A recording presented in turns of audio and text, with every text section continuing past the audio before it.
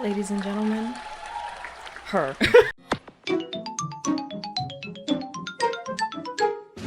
Hello, everyone, and welcome back to Crash Talk.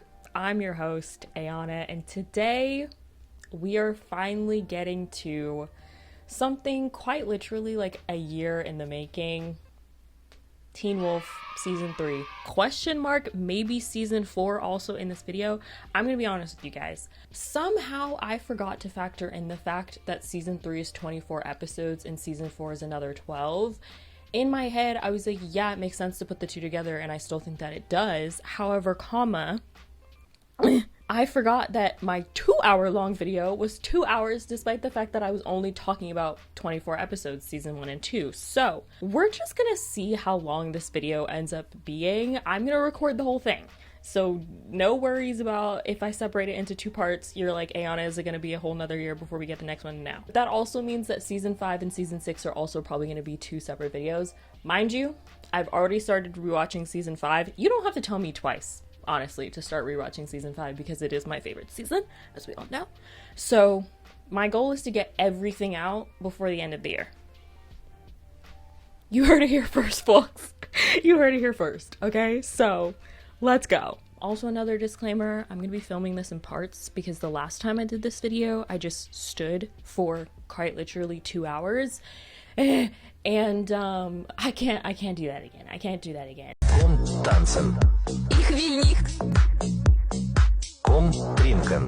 Ich will nicht. Hey kids, editing Ayana here. Couple of things really quick. One, the lighting in this video, girl, she's a little bit all over the place. I was filming in parts, different times of the day, different lighting situations. I have a ring light now. Hopefully that'll literally never happen again for any of my videos. So I'm just putting that out there, okay? Maybe you listen to this video like a podcast. Maybe the lighting doesn't bother you. Thank you so much. 2, I'm going to put content warnings for this video in the description. Please read through them. As I'm editing through, I just realized that there's just like a lot. This season is horror for sure. So I just want to make sure that you guys are aware of things before I say them in the video. So just take a little glance, and if nothing bothers you, then sick nasty, but just wanted to put that out there and make sure I said it so you can hear it in case you're not like looking at the screen. I love you. Okay, bye. So let's just go ahead and jump into it. Now, season 3A. The beginning of the beginnings. If you are curious, if you're unfamiliar with Teen Wolf but still want to watch this video, a lot of you guys said that on the last video, which makes me laugh, but I appreciate you being here. So, Teen Wolf Season 3 is separated into two parts, 3A and 3B. Now, it's not really like super relevant. I mean, we're still gonna be talking about it all together, but just so you know, like the mid-season finale is like a finale. There's kind of a storyline, a main baddie that happens in 3A, and then there's a storyline, a main baddie that happens in 3B. So they're sisters, okay? They're not twins, they're not one being, but in case you hear me referencing to the parts as 3A or 3B, that's what you know. I think a lot of people, when they're thinking about season 3, they're usually thinking about season 3B, and we'll get to why once we get there. But let's get started. It's gonna be different this year. Resolutions are only good if you stick with them, Scott. I will. I promise it won't be ephemeral. As you guys can see, my board is digital this time. I was going to make a physical board again, but there's so much that goes on in these seasons and so much that changes very rapidly that I was like, I don't even want to waste that much paper. Also, there's so many characters, okay? So I feel like a few catch-ups are necessary before we get into this season proper. Of course, if you want a full rundown, you know what video to watch, or you know what video you came from. But as it stands, the Alpha Pack are in Beacon Hills. These are our main baddies for the season. We'll get to them in a little bit. Erica and Boyd are still missing. Also, Allison and Scott have broken up. And you might be like, Ayana, is that really relevant to mention again? And one could argue that they're the main couple of season 1 and 2, and like you know, that's important to mention, but it is also kind of relevant to the plot this season, so catching you up there. we're gonna get to everyone, but let's go ahead and get started. We start off with a bang. And by a bang, I mean we are rescuing Mr. Isaac here from what seems like a precarious situation. Now, he does get rescued by a character that we get introduced to kind of much later in the season, but her name is Brayden, and for some reason I didn't put her on the board, and I'm only realizing that right now. Her name is Brayden, and I love her. She's a Betty. Now, what's going on? Who knows? All we know is that we need to escape these two fucking twin guys, alpha guys, because they can Mighty Morphin Power Ranger into one big mean guy, and they're hunting down Isaac for some reason. In other news of this episode, Scott McCall wants a tattoo, and he gets one, and then it heals and it disappears. The episode title of this episode I said it again even though it was already a flop the first time I said it. It's called Tattoo, and can I speak my piece? I know deep in my bones that Tyler Posey went out and got a tattoo, and then he got to set and the directors, Jeff Davis and crew, were like, we're not covering up this tattoo every single time that we want to film. So they worked the tattoo into the storyline, and this is truly like some Teen Wolf level bullshit, but make it good type shit, because there's literally no reason why it has any relevance to the plot, and yet it does, and it's like kind of iconic. So Scott McCall wants a tattoo. He ends up getting a tattoo by the end of this episode. He has like Derek basically fry it onto him, but so the rest of the show he has a tattoo because Tyler Posey has a tattoo. Thank you. Now, speaking of Scott McCall, the theme of this season I feel like is very high school. They start off this season with going back to school. Scott McCall is in his academic weapon era, and it's very much, oh, you know, they're kids, like let the kids be kids, you know, after the trauma of dealing with the supernatural in the last couple of seasons. Of course, as we know from the fact that the show continues, this is not a thing that they get to experience, but it is kind of the running theme, I feel like, for much of this season, but especially the first part of this season. Now, where are our other characters? Allison and Lydia are heading somewhere in a car, and they run into Stiles and Scott at a stoplight. I don't mean run into literally, I mean they accidentally park next to them, but a deer does run into their car on purpose. It just like jumps through the windshield. So they're a bit freaked out. Also, Isaac is in the hospital because, as we know, he was being chased down 3 seconds ago and he is not doing well. The Alpha Pack show up to the hospital because they're like coming for Isaac because presumably he like knows some information that they don't want him to know. Derek shows up at the hospital to stop them and is all rah rah, I'm an alpha, he's my beta, blah blah blah blah. Pack it up, Biggums. Okay, you're not doing well as an alpha. If we're all being honest with one another. Meanwhile, in one of the first classes that Scott and Stiles have, a bunch of crows like careen into the classroom, and you might be saying, this is not looking good for the whole ignoring the supernatural part of their plan for this year, and it's not. Now, before we get into the next episode, can I speak my piece? Can I be honest with you? Another level of Teen Wolf bullshit that actually turns out to be good. The idea of an alpha pack is so fucking stupid to me. I don't remember if I said it at the end of last season, but the idea of a pack of alphas is so silly to me. And in true Teen Wolf fashion, it's so good. It's done so well that you can't help but, like, I'm a little bit upset. But it is also one of those things where it's like, you try to explain this show to someone and it just sounds so silly. Like, there's just a bunch of silly words strung together. And it's like, no, I need you to know that this show changed my life.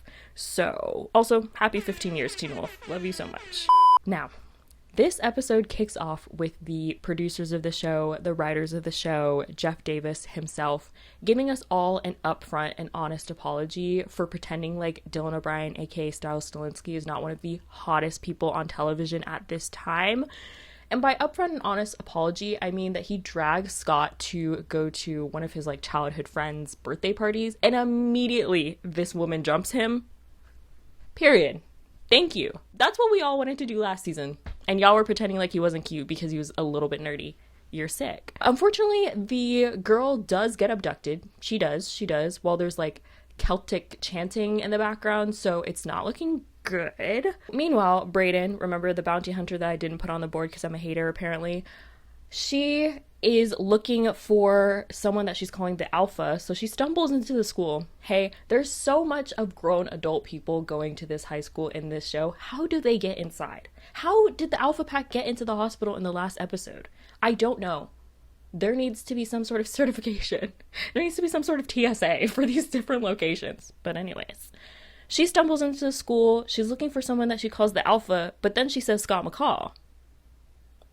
Okay, so who lied? She runs into Allison and Lydia and accidentally brands them with this like mark on their arm.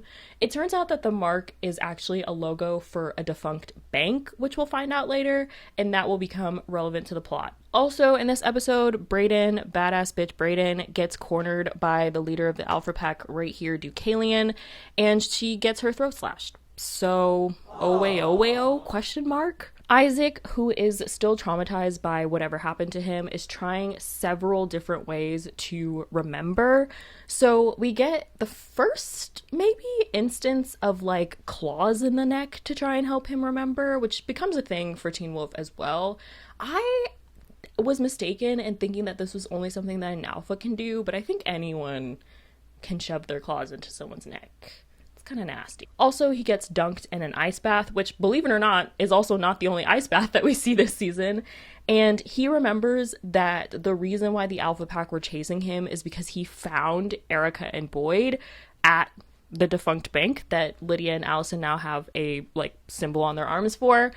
Unfortunately, Erica is not found in the most optimum condition being alive, so we only know that Boyd is alive at this point, or at least we're assuming that Boyd is still alive at this point, but he was in the vault at the bank with another woman that wasn't Erica. So now it's also like, okay, well, who's that other person that was in the bank vault as well? So truly, Miss Allison, I almost said Allison De Laurentiis.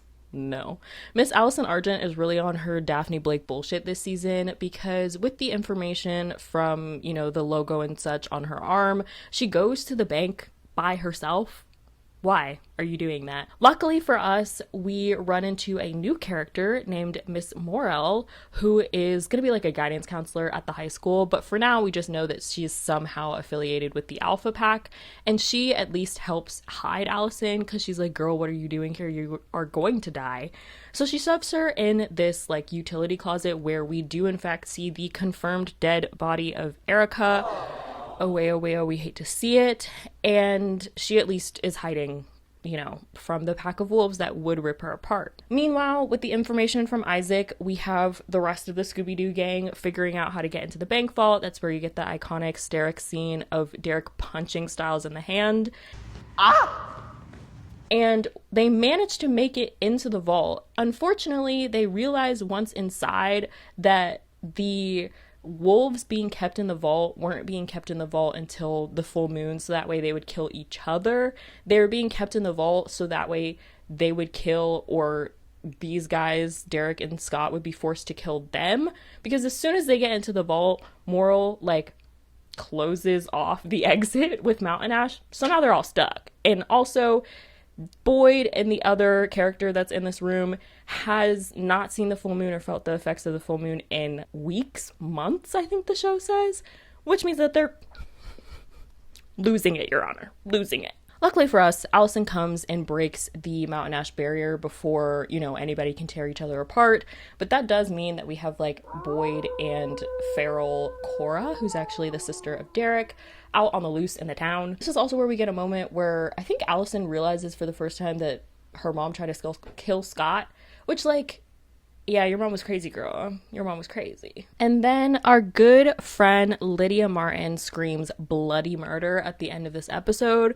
And I don't know if you guys have seen, I think that TikTok just popped up, but that TikTok of that woman that's like, POV, you live in Beacon Hills and Lydia just found a body. Because that video is so fucking funny and also so real. All right, episode 3. We've got some new players on the board.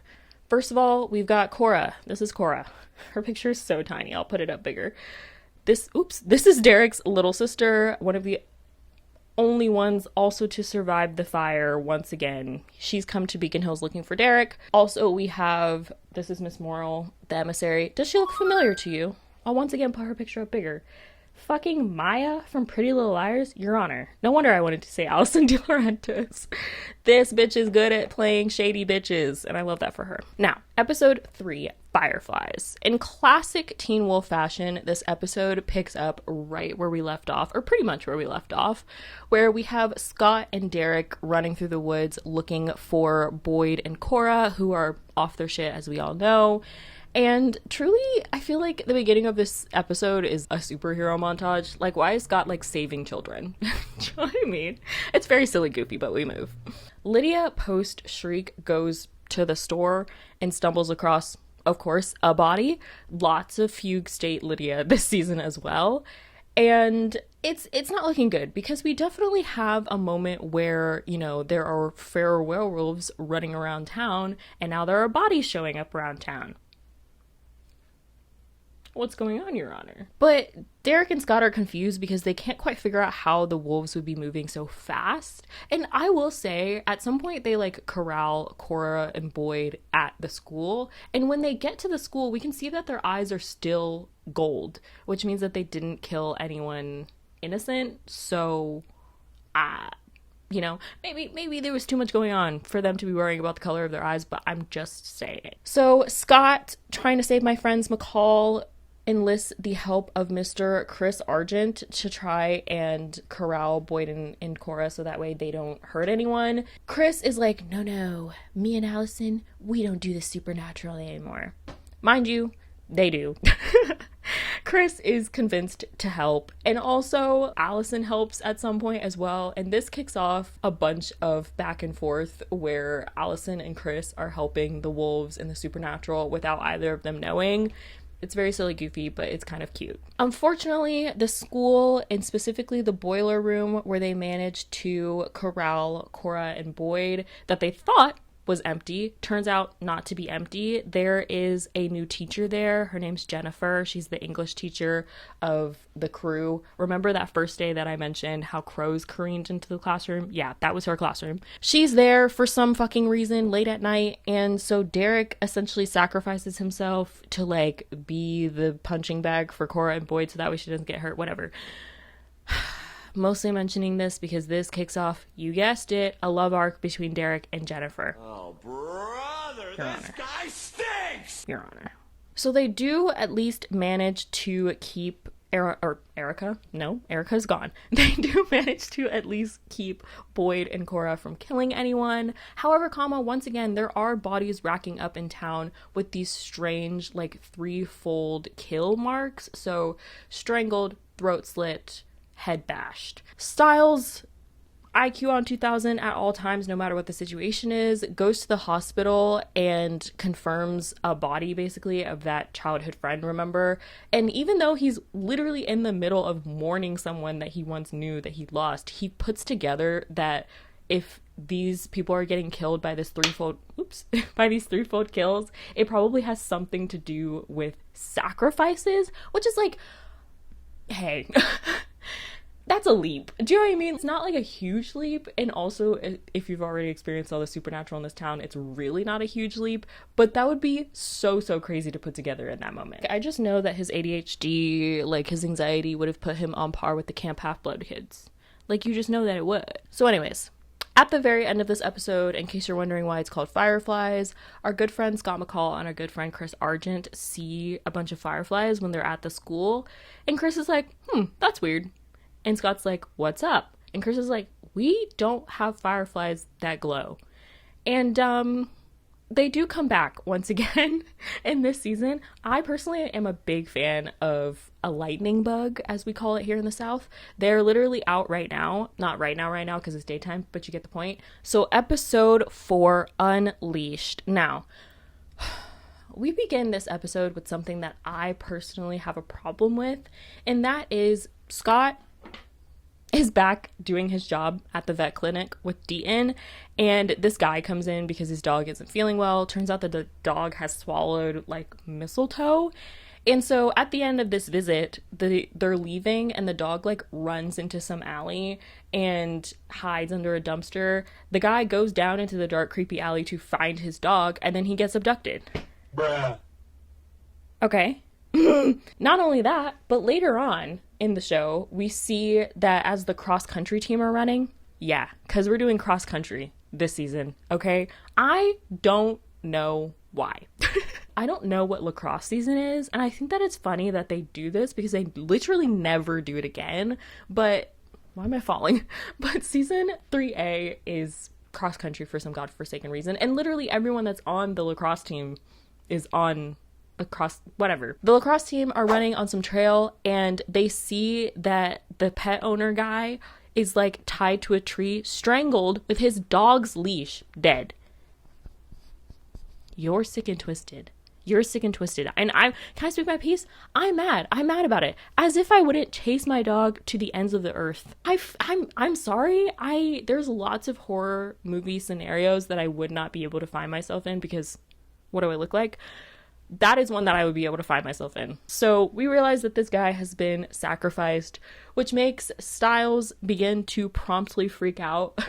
Not only trying to convince Scott that human sacrifices are going on, but because he puts together from his childhood friend and also talking to this couple, or I guess the single person left of this couple in the hospital where the girl's partner had also been taken. He puts together that like virgins are being sacrificed, which makes a lot of sense of how he could come to the conclusion of sacrifices, but that's also where we get this incredibly ridiculous moment between Danny and Stiles. I need to have sex, like right now. Someone needs to have sex with me, like today. Like someone needs to sex me right now. All right, I'll do it. Whoa! What? Come to my place at 9. Plan to stay the night. I like to cuddle. That was so sweet. Are you kidding? Yes. I'm kidding. Cut the cameras. Dead ass. Stiles. Confirmed by. And I think I said it last video, but I simply will not be referring to him as anything less because the amount of times, especially in this season alone, that they like do a little hint that Stiles might not be straight, y'all are sick. It's Pride Month and it's not looking very pride of you to pretend like this man is not bisexual. But anyways, we move. On the Derek front, Deucalion, this guy right here, feels so like ridiculous to use the pointer when I'm standing this close, but this guy right here and the Alpha Pack come to his loft and stab him through with a rod, which is real sick. And also not the only time we see this happen on this season. What's going on? They come to his apartment and they're like, hey, we need you to kill your pack or else we're gonna kill you. And them too, probably, maybe also. Because the whole thing with the Alpha Pack is that they have all like killed their own packs and then like synced up together, which, can I speak my piece? It doesn't give me a lot of peace to be in a group of people who have all murdered a lot of people. So they want Derek to kill his pack. He's like, no thank you. I guess I should also say on the Derek front, he goes to the school at some point to check in on that teacher, Jennifer, remember? The crowd booed. These guys, these two twins, Ethan and Aiden, I can't ever remember which one is which, and I'm gonna be honest with you. I don't really care unless it's necessary for a scene. Ethan is gay, and so he sort of gets together with Danny at some point. Aiden gets together with Lydia. They're infiltrating the school, and in doing so, unclear if they're like actually teenage or if they're just like fucking around, but whatever. They're in the school and they are trying to get Isaac in trouble, which they do, so he gets detention. Who else gets detention that day? Miss Allison De Laurentiis. So Isaac and Allison are in detention together and they have to like restock this storage closet. And now let me tell you something. They are immediately flirting with each other. Like, as hot people would do if you put them in a confined space together. I really do believe that. And can I just say, I like this couple a lot. Sue me. However, it is unfortunate because the twins aren't just trying to like mess with Isaac or Scott's pack or whatever. They're trying to fuck someone up. So they lock the door of the little tiny storage closet and Isaac promptly freaks out because, as we all know, he has issues with small spaces because he has trauma. He accidentally claws Allison. It doesn't go super deep. And when he gets let out, Scott and him are like, oh, so the twins want to play. So at some point, they ride the twins' motorbike through the... Scott has a motorbike, by the way. Did I mention that? I don't even think I wrote that note down. I forgot to. He has a motorbike. Can I speak my piece? This is the beginning of the Scott McCollinators. Like, I get you. Like, I get you. Like, this man is, like, constantly in this jacket in particular. He wears Timbs. He rides a motorbike. Like, I'm kind of eating it up. Lock in. What was I saying? He and Isaac mess with the twins, get them in trouble by riding their motorbike down the hall. Later on, they're like, haha, wasn't that so funny? And the Mighty Morphin fucking Power Rangers show up and start morphing into the one guy and are going to fight them, which Scott and Isaac are like, oh shit, we cannot win a fight against these guys. But then Deucalion comes and, like, smites them, puts them in timeout. I don't know. He does something, I guess, because he's the alpha of the alpha pack, and they back off. Weird and unexplainable. Meanwhile, Styles 2000 IQ Stilinski, I almost said McCall. Styles 2000 IQ Stilinski puts together that the dog owner guy wasn't actually a virgin, but he was in junior ROTC. So he takes this information to Deaton and he's like, hey, what's going on? We're starting to see patterns of sacrifices. And they figure out that it has something to do with this little symbol down here, the Celtic five-fold knot. So basically there are like different categories that go into each of the circles. And if you're performing a certain ritual, then you would want sacrifices from each of the different categories. So starting with virgins and now on to, I believe, protectors or something like that. And that means that they can kind of predict what kind of people they're going to be coming after, but obviously like a million and one different people fall into a million and one different categories. Meanwhile, Lydia is drawing this tree in music class. Wait a minute. She is not in music class. The teacher is also not in music class. And they put together that the teacher was a veteran, which means, as we said before, ladies and gentlemen, we have a pattern on our hands. Meanwhile, Derek, just told to kill his pack, Hale, kicks Isaac out of his Brooklyn poverty loft that he's been living in. And now this scene pisses me off for several reasons. One, he throws a bottle at Isaac, which I'm like, oh, hell no! Let me show y'all bitches something. I will tear some shit up. I swear to you're sick in the head. You're sick in the head. Just tell him that a bunch of guys showed up at your house and told you to kill him. And they were real serious about him. Just tell him that. Like, you made him a werewolf. He wouldn't have to deal with this if it wasn't for you. It's really disrespectful, and it makes me mad. Luckily for us, poor tiny baby Isaac, like, where else is he gonna go? He goes to his boyfriend's house. So now we get two kings in one place. Like, I guess that's good, but Derek is on such thin ice at the beginning of this season. He really is Derek from season 2, pissing me off, getting on my nerves. Also, at the end of this episode, we get a couple of kind of like, ooh, interesting bits of information, mostly with Mr. Harris. If you remember that physics teacher, he is being tied to a tree and is surely about to die. And as he is, he's like, I did everything that you asked of me. And he says the word Duroc, or he writes it down at some point. It's the information that we get. And so now we're left to question, you know, like, what was he doing? What was he up to? Also, I believe in season 2, remember, he kind of had something to do with Kate. He let it slip about the Hales or something like that. So he's kind of been involved in the supernatural peripherally, not anymore because he is dead. In this part of the episode as well, the FBI are now in town because people do be dying. People do be dying. Since the beginning of the show, which was literally like 4 episodes ago, we've had 5 murders within the span of a few days, so it's not looking good. Episode 5 is called Frayed. Now, if there's another classic Teen Wolf starting us off little entry to an episode, it's starting us off with us missing information, like a big chunk of information. Did we miss an episode? No. We're just going to learn about it peripherally through flashbacks or something in this episode. In particular, in this one, Scooby-Doo gang minus Allison and Lydia are on a bus to a cross-country meet. One of the twins is also here. There's lots going on. As they're on the bus, Scott is like being sad and contemplating something. There's tension in the air, but what's the tension about? We learn this information within 3 seconds. Scott says, I can't believe Derek's dead. What? When did Derek die?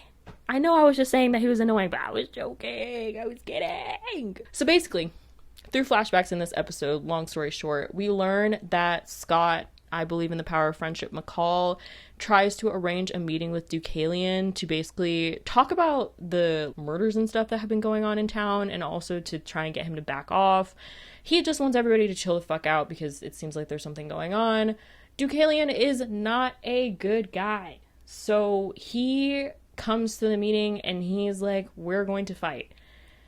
The whole Alpha Pack is here. The Scooby-Doo gang show up because they know that Scott's going to try and do this, and they know that Deucalion sucks, so they show up to help him in this fight in this abandoned mall, which I think my friend Carrie said is the same one that's in Gone Girl. I cannot confirm.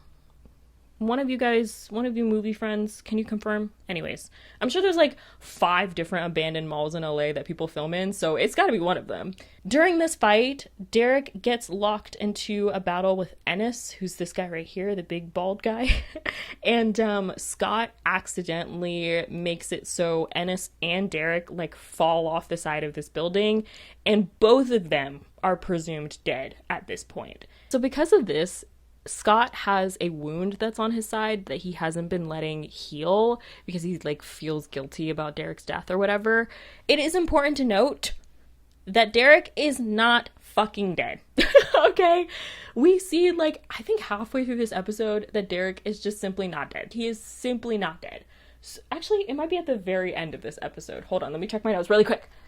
It is at the very end of this episode, but I just need you to know, because like Scott goes through it for like 2 episodes in a row, and it's important to me that you know that this motherfucker is not dead, okay? At any point he could have texted him. We have technology. Y'all, Teen Wolf stays with the AT&T Nokia PPL, okay? He could have texted that hey, not dead, lol. Or what's that meme of that girl where she's like, bitch, I survived. Anything, whatever. The crew stop at a rest stop and are joined by Lydia and Allison, who have been like tailing the bus since it left Beacon Hills because everybody is concerned about Scott. And Scott is fading fast. So the crew figures that they need to like jumpstart his sort of healing and get over this psychological block by stitching him up.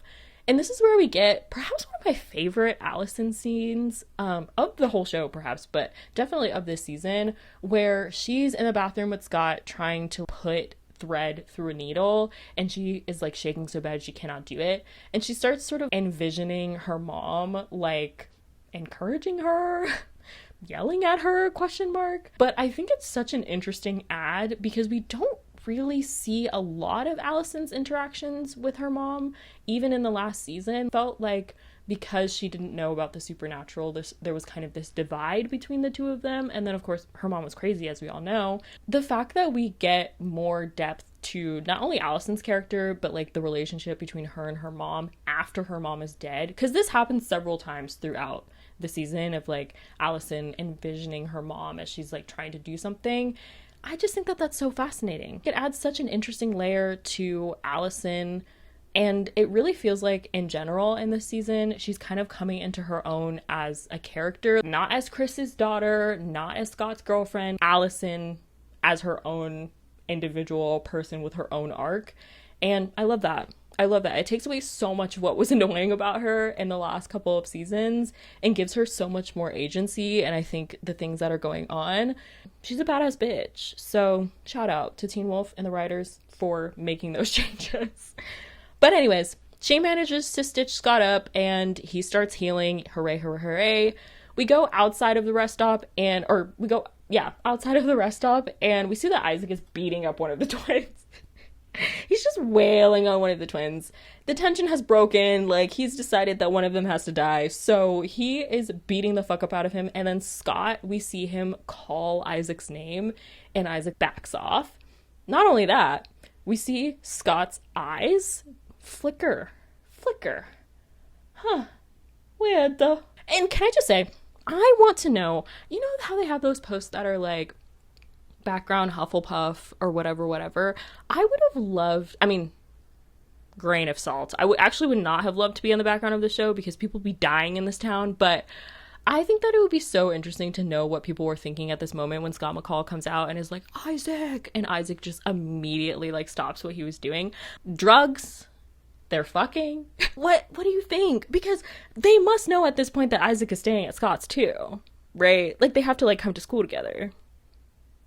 I have a lot of questions, but anyways. So before the end of this episode, back in Beacon Hills, our Alpha Pack minus Deucalion go to Deaton, actually, for help because Ennis is actually also not dead. Deaton manages to save Ennis, and then Deucalion comes in and murks him, bro. I think he, like, shoves his claws through his eyes. What's wrong with you? Deucalion does not tell the rest of the pack this, so they just assume that Deaton couldn't do it and that Ennis dies, but that's some fucked up shit. Now, ladies and gentlemen, episode 6 of season 3, Motel California. Before we even get into this episode, okay, it is perhaps one of two, maybe one of a couple episodes in Teen Wolf that actually begins with a content warning. So I'm giving you guys one as well. Dealing with a lot of unaliving things. So I promise you can skip this part of the video and you will not miss out. I will make sure that the rest of I have already made sure that the rest of my notes and stuff make sense, even if you completely skip this episode. Why? Because I also hate this episode. I really do. I think it is it's definitely structurally interesting as a Teen Wolf episode, but it's also fucking depressing. So I will put timestamps. You skip as you see fit. I'm just giving you a little warning right now. Okay? I love you. Take care of yourself. Thank you. Now, as I said, this episode is very sort of like psychological thriller. It's very psycho, very, I don't know. I was going to say Bates Motel, but that's based on Psycho, so you kind of get the point. It's very kind of American Horror Story-esque, very Lost-esque, okay? We're going to be talking about the numbers in this episode.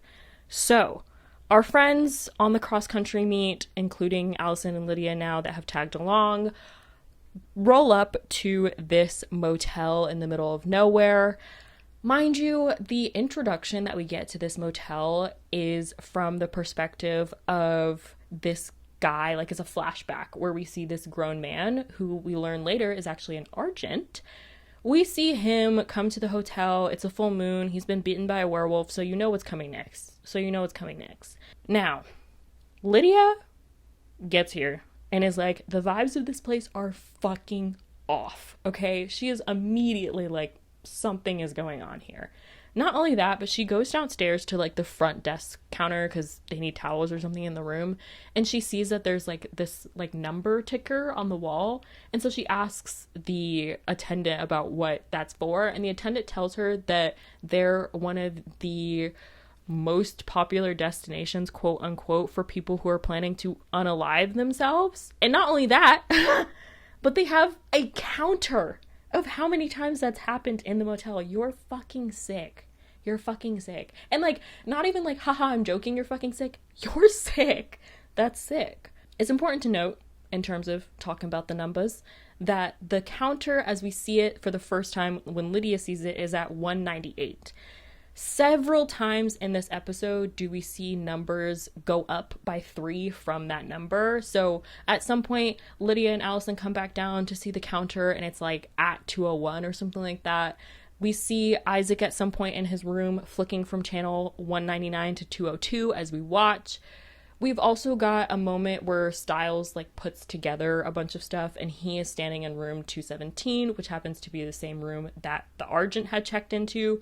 So I mean, like, the concept is cool. I think the whole, like, dealing with the numbers thing, and I remember when I watched it for the first time, I was like, there's something so eerie about this episode, and I think a lot of that has to do, I mean, obviously with the unaliving, but also with the fact that there's so much focus on numbers. There's a lot of, like, radio and television static, hearing, like, news reports coming through things that, like, aren't plugged in, stuff like that. So it's a very psychological episode, as I said, but that's what happens. So in this episode, Lydia is hearing people dying all around her, and thus she starts putting together that some people are going to die on this trip, and she realizes that something is going on with the wolves. So in particular, Ethan almost cuts himself open with a buzzsaw because he's like having twin trauma. Boyd almost drowns. He like hears a news report about what we're led to assume is his sister. We just do not get a lot of Boyd development, but whatever. His sister, who also drowned, Isaac, is like hearing the voice of his dad, and so he like hides under the bed. And in what is perhaps the most disrespectful of all of the shit that goes on in this episode, Scott McCall is also going through it, Your Honor. First of all, he already hallucinates that Deucalion has his mom and kills her. Obviously, that doesn't happen. But later on, we see him standing in a pool of gasoline, holding an emergency flare. And now, the amount that I cried watching this scene when I first saw this episode, dude, I was sniffling, okay? And one of the things that, weirdly enough, I actually really appreciate about this scene / really appreciate about Teen Wolf writers in general is like, Scott McCall is not Scott McCall, King of Friendship Island, because he just is. There are really tangible moments in the show where they place emphasis on how important friendship, platonic relationships are to these characters. In particular, I think that it's really important that in this moment of Scott freaking out, it's actually Stiles that talks him down and not Allison. Allison talks to him at first, but he's still losing it. Stiles is the one that like steps into this space with him, which also is what made me cry. But I just think that that's so, like, it's so, so important. Now, mind you, what's absolutely insane about this moment, beyond everything that's going on, is part of why Scott is kind of going down this road of, you know, losing his mind, right? Is because he still feels guilty about Derek. Derek, who we know is not dead. Now, in an insane choice by the writers of this show, this man is not only not dead in this scene, but he is actively having sex with that teacher that I told you about.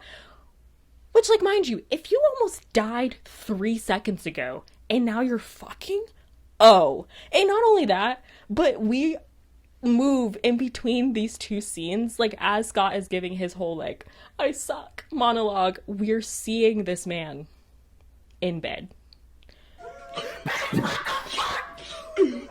Like, there's just a lot of ground for him to cover, him being Derek, of course, for me ever to forgive him. There's so much ground. This was insane. I remember just when I was rewatching it this time, especially just yelling at the screen, he's not even dead. Like, he's not even dead. Truly, just, you know what I mean? But anyways, Scott turns out to be fine. They do almost still go up in flames because like a breeze blows the emergency flare back, and Lydia knocks Stiles and Scott out of the pool of gasoline. And when she does, she looks up and she sees this like disfigured form sort of like standing off in the parking lot. And this is the first visage that we see of whatever is doing these sacrifices. Keep that in the back of your head. Now, at the end of this episode, our Scooby-Doo gang sleep on the bus because weird shit's going on at the motel, and they realize that Coach has been blowing a whistle full of wolfsbane. So they were not just freaking out for no reason. It wasn't just the incredibly bad vibes that the motel has. It's actually because whoever that figure was, whatever, wanted to kill them as part of that like 5-fold Celtic knot. At the end of this episode, we do get a kind of like gagged you Teen Wolf reveal where we see Chris go to some hospice where Gerard, y'all remember Gerard of Crazy Granddaddy fame? He is still alive. He's just producing and expelling that weird black goo that happened at the end of the last season. And he tells Chris that the Argent from the flashback at the beginning of this episode was bit by Deucalion. And now this information is really not relevant. I think they just kind of wanted to like be like, see, everything ties together. But it's like, who cares? We already know that Deucalion's a bad guy.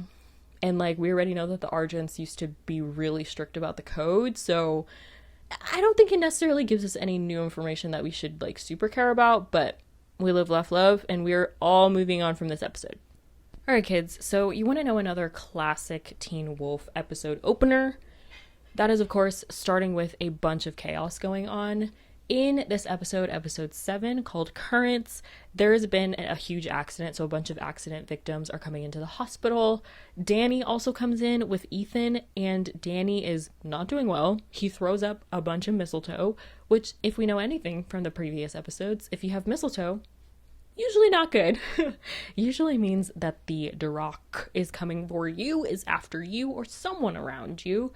He does manage to get saved by Melissa, shout out. But we do also at some point realize that this is the beginning of the healer category of sacrifices. So that means that Dumbelina 1 and Dumbelina 2 are on watch of Queen Melissa. And we get this iconic exchange. You were on watch last. What are you talking about? You were on watch last. No, you were on watch last. I might have been on watch last. I love them, Your Honor. I also think it's so fun that they live under the same roof for a while. Unfortunately, things do not work out as well for everybody else that could be considered a healer. For one, the on-call doctor that was going to the hospital to help with that night of the accidents gets taken by moths. And Deaton, King Deaton, a veterinary practice that never really seems to practice veterinary practice, gets taken as well. In other news, the Alpha Pack is closing in on Derek. Bro, they're like, TikTok, your clock is running down. So Boyd, brilliant Boyd, decides, hey, what if we electrified the floor of your loft? So that way if anybody comes in barefoot, like Miss Kali of long werewolf claws on her toes fame, then they'll get electrocuted to the death, or at least really incapacitated. That's what they do. Now, I need you to ask me whether or not this plan works. The answer is no. So they do in fact electrify the floor. Unfortunately, they like cut the power before they come into his apartment anyway, which feels like a thing that they maybe should have thought about, but I guess they weren't expecting them to know what they had done. Whatever. Anyways, they come in, there's a fight going on, they manage to incapacitate Derek, and they like pull his claws out and they impale Boyd on them. Oh, Boyd dies. And you might be saying to yourself, what role did Boyd even play in the show? I don't know, Your Honor. It's honestly insane how little development we have of not only Boyd's character, but Erica's character as well.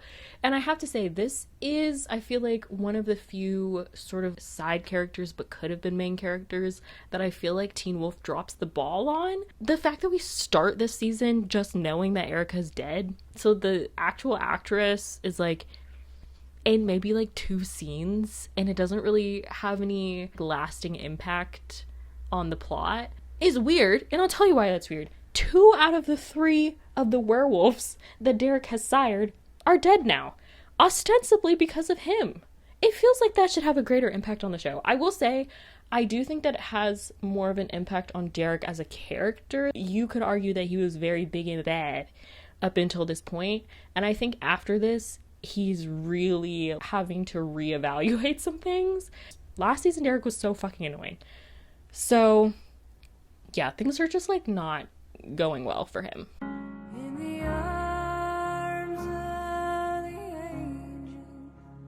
So now, we remember I said Deaton has been taken. Stiles and Lydia and Cora, Derek's little sister who's at the school for some reason, are trying to use Lydia to figure out where Deaton might be, because they don't know if she's psychic, they don't know what's going on, but they know that she's something. They're trying to figure out what her deal is and at least try to figure out whether or not she can be useful in figuring out where Deaton is.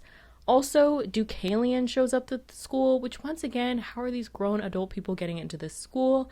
And he offers to help Scott find his mentor, basically. So now we have another classic moment of Teen Wolfdom where we get a bunch of different pieces of information as the audience from different characters at different points in the show. So we have a link up sync up between Sheriff and Melissa where they are at the hospital and that body of that on-call doctor has come in and it has marks looking like it was maybe suspended by their wrists. So they think that Deaton is maybe somewhere suspended by his wrists. Also, I have in my notes that Allison and Scott, but for some reason I feel like it's Allison and Isaac. So Allison and one of the boys realize that Chris has been predicting where the bodies will be found, this thing called ley lines, which we'll talk about literally in 3 seconds.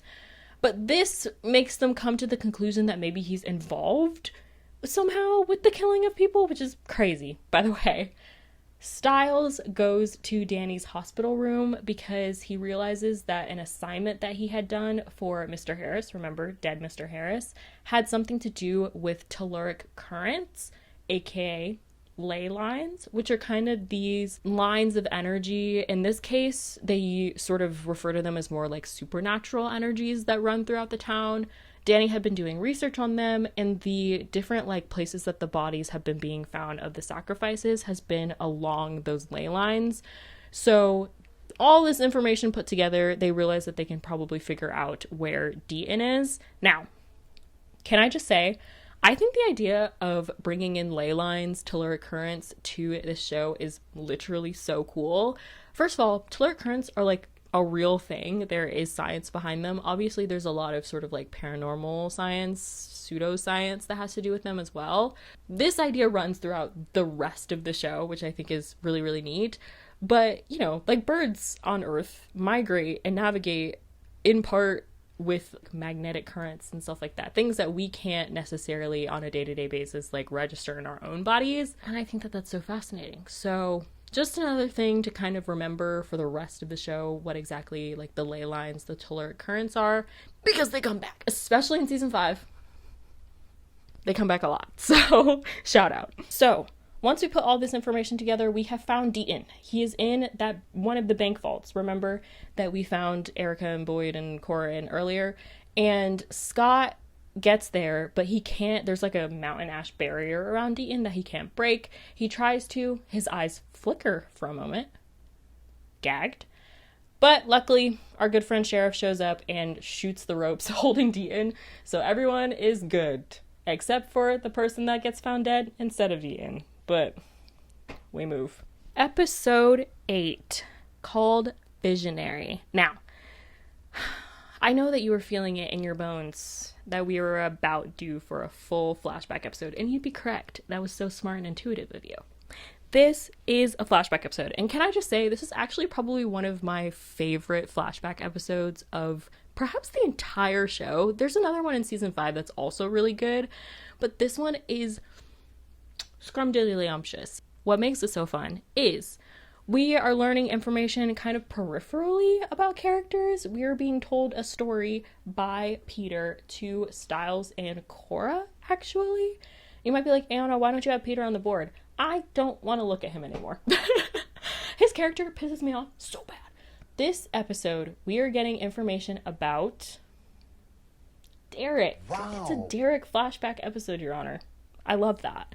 And coming right after the episode where, you know, he murders Boyd, like, it feels really appropriate. As I said, it feels like this is kind of the turning point for him and his character, so it makes sense that we start to learn more information about him at this point.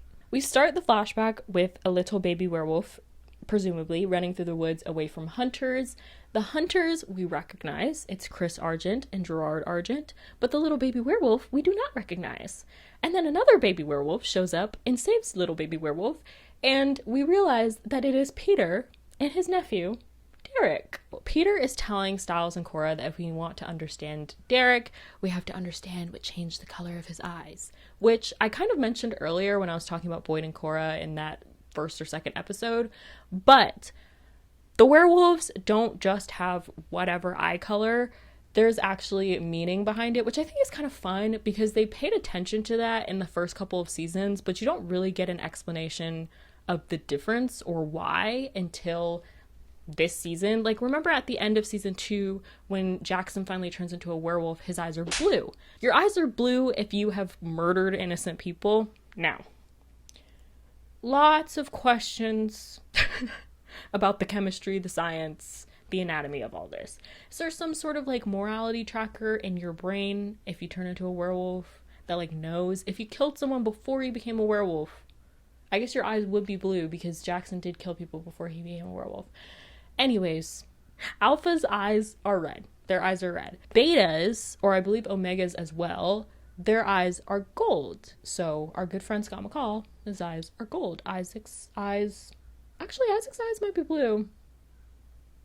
Not me not remembering. Derek's eyes, if you can recall, when he turns into a werewolf, are blue. They weren't always blue. Let's learn why. So, back in the flashback, we see little Derek in high school falling for this girl named Paige. It's very much the fastest enemies to lovers you've ever seen, but I honestly really like the two of them. I think a lot of people do as well. At some point, they get together and they start messing around, and he takes her to some like abandoned distillery on the edge of town where they stumble across a werewolf link up sync up. And now with this werewolf link up sync up, we are seeing the old packs of all of the people, pretty much everyone except for Ethan and Aiden, in the alpha pack. So we see Deucalion's old pack, we see Ennis, we see Khalees, and important, Deucalion is not blind, mind you, because he's blind. I don't even think I said that.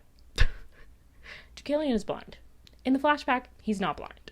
And not only that, but he's being reasonable, understanding, diplomatic. Nothing like the Deucalion that we know who killed people for no reason. So what's going on? In this moment, we see that they're kind of like having a meeting because the hunters are kicking their asses and killing people. As we know, hunters being led by Gerard, like things cannot be going well. Ennis is like, let's take them out. They took out a member of my pack. Eye for an eye, if you will. And Deucalion's like, no, let's figure it out.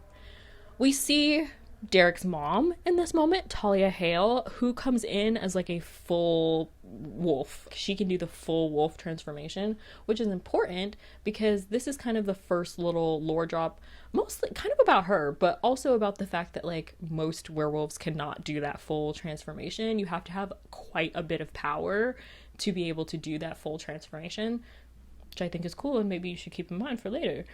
She also recommends everybody chill the fuck out, etc., etc. Ennis, as I said, is not being reasonable, which honestly, like, fair enough. Doesn't feel like Gerard is a person that could be reasoned with. So he scrawls the vendetta mark in the wall, which is like a spiral, and then he storms off to the hospital where they won't let him see his pack member that's been in, or they won't let him have the body because he's technically not family. And we see like a cute little throwback where he's like stopped by then deputy sheriff, which I think is like very silly goofy, but you can have that. If you're wondering if this is when shit kind of hits the fan for Derek, well yes. Peter is all in his ear like, ooh, she's not gonna like you when she figures out who you are. There's a way that you could be together forever. Shut up. So Serpent in the Garden, so Iago, it's insane. Like, you're hissing in my ear. But he convinces Derek that he should have Paige turned into a werewolf. Now, as we know, neither Peter nor Derek are alphas. So instead, Derek enlists Ennis, the crazy guy, to attack Paige. Mind you, I'm sure that he was like, he'll just bite her, then everything will be fine. This man's weird and scary, okay? He shows up in the high school in the middle of the night when she thought that she was going to be meeting Derek, and once again, as I said previously, attacks her. This feels like in season 1 where Lydia gets attacked by Peter, where it's just like there's something about the way that Teen Wolf does scenes with grown men and teenage girls that feels so like sexual violence allegory. And I'm saying it's done well, like it's scary, but that's just what I think of. Ennis attacks Paige. She is not doing well. Her body is not taking the bite. She's dying. So Derek takes her to this like root cellar, which is kind of his like little safe space. It's the same place where he and Peter go at the beginning of the flashback when they were getting chased through the woods. And there he essentially mercy kills Paige because she's going to die. She's going to die, and it's either going to be painful or she can, he can put her out of her misery. And that is why Derek's eyes are blue. All of this information will become important more than just knowing about Derek's past. So keep it in mind. Meanwhile, Peter is telling this information to Styles and Cora. Allison and Scott show up to Gerard's and are essentially asking him like tangential information about the hunters during that time as they're trying to figure out about who could be doing the sacrifices, why, how, etc., etc.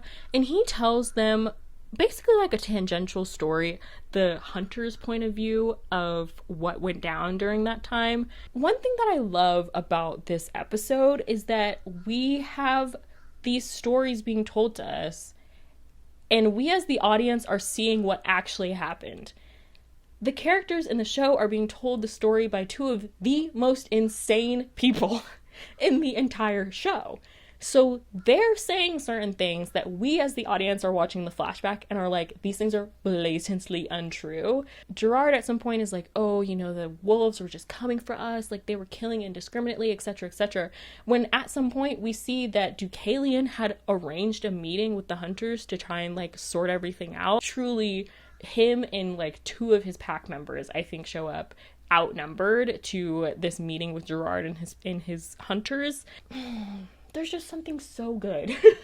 There's just something so good about that storytelling device. Not only that, because I think in the show and in the way that they do it, it shows us a lot about not only the characters literally, like we learn more about Derek and his past, etc., etc., but it shows us the character, the nature, if you will, of the two that are telling the story, right? It tells us more about Peter and Gerard's nature, which, especially in this season, I feel like we don't really get too much of their characters.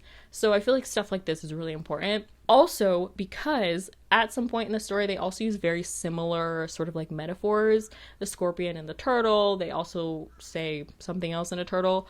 All of which is supposed to point to something, someone having violence in their nature. Gerard is saying that, oh, wolves have violence in their nature. Peter is saying that, oh, the hunters have violence in their nature.